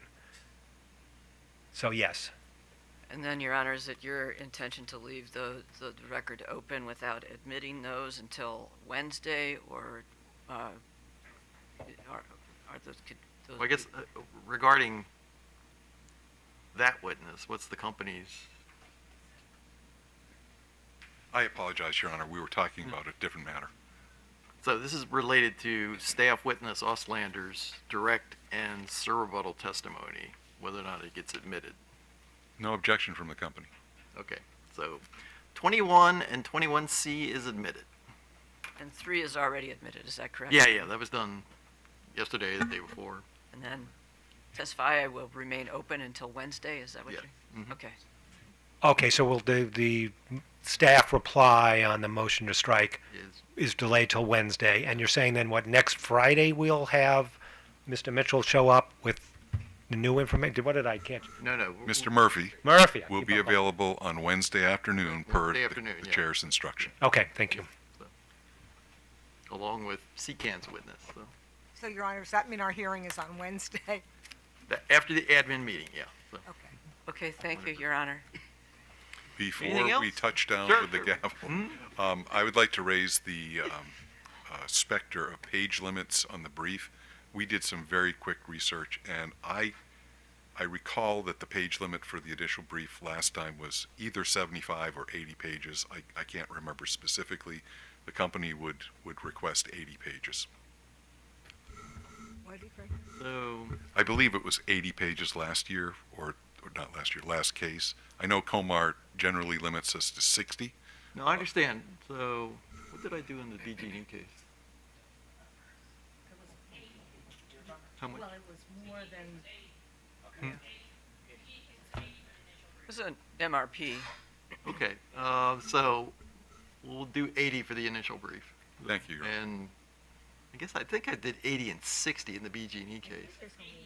We just, Mr. Chair, we support that, and partly, first of all, we want everyone to get in their entire argument because we think that helps the record and helps, more to the point, helps the commission resolve it. But also, it is just one brief, which also argues No for reply brief in this. Well, no reply brief. Just orally on the record, former Chairman Stanek said that they wouldn't set a date for a reply brief, but that any party was free to file one, and I would anticipate that OPC probably will.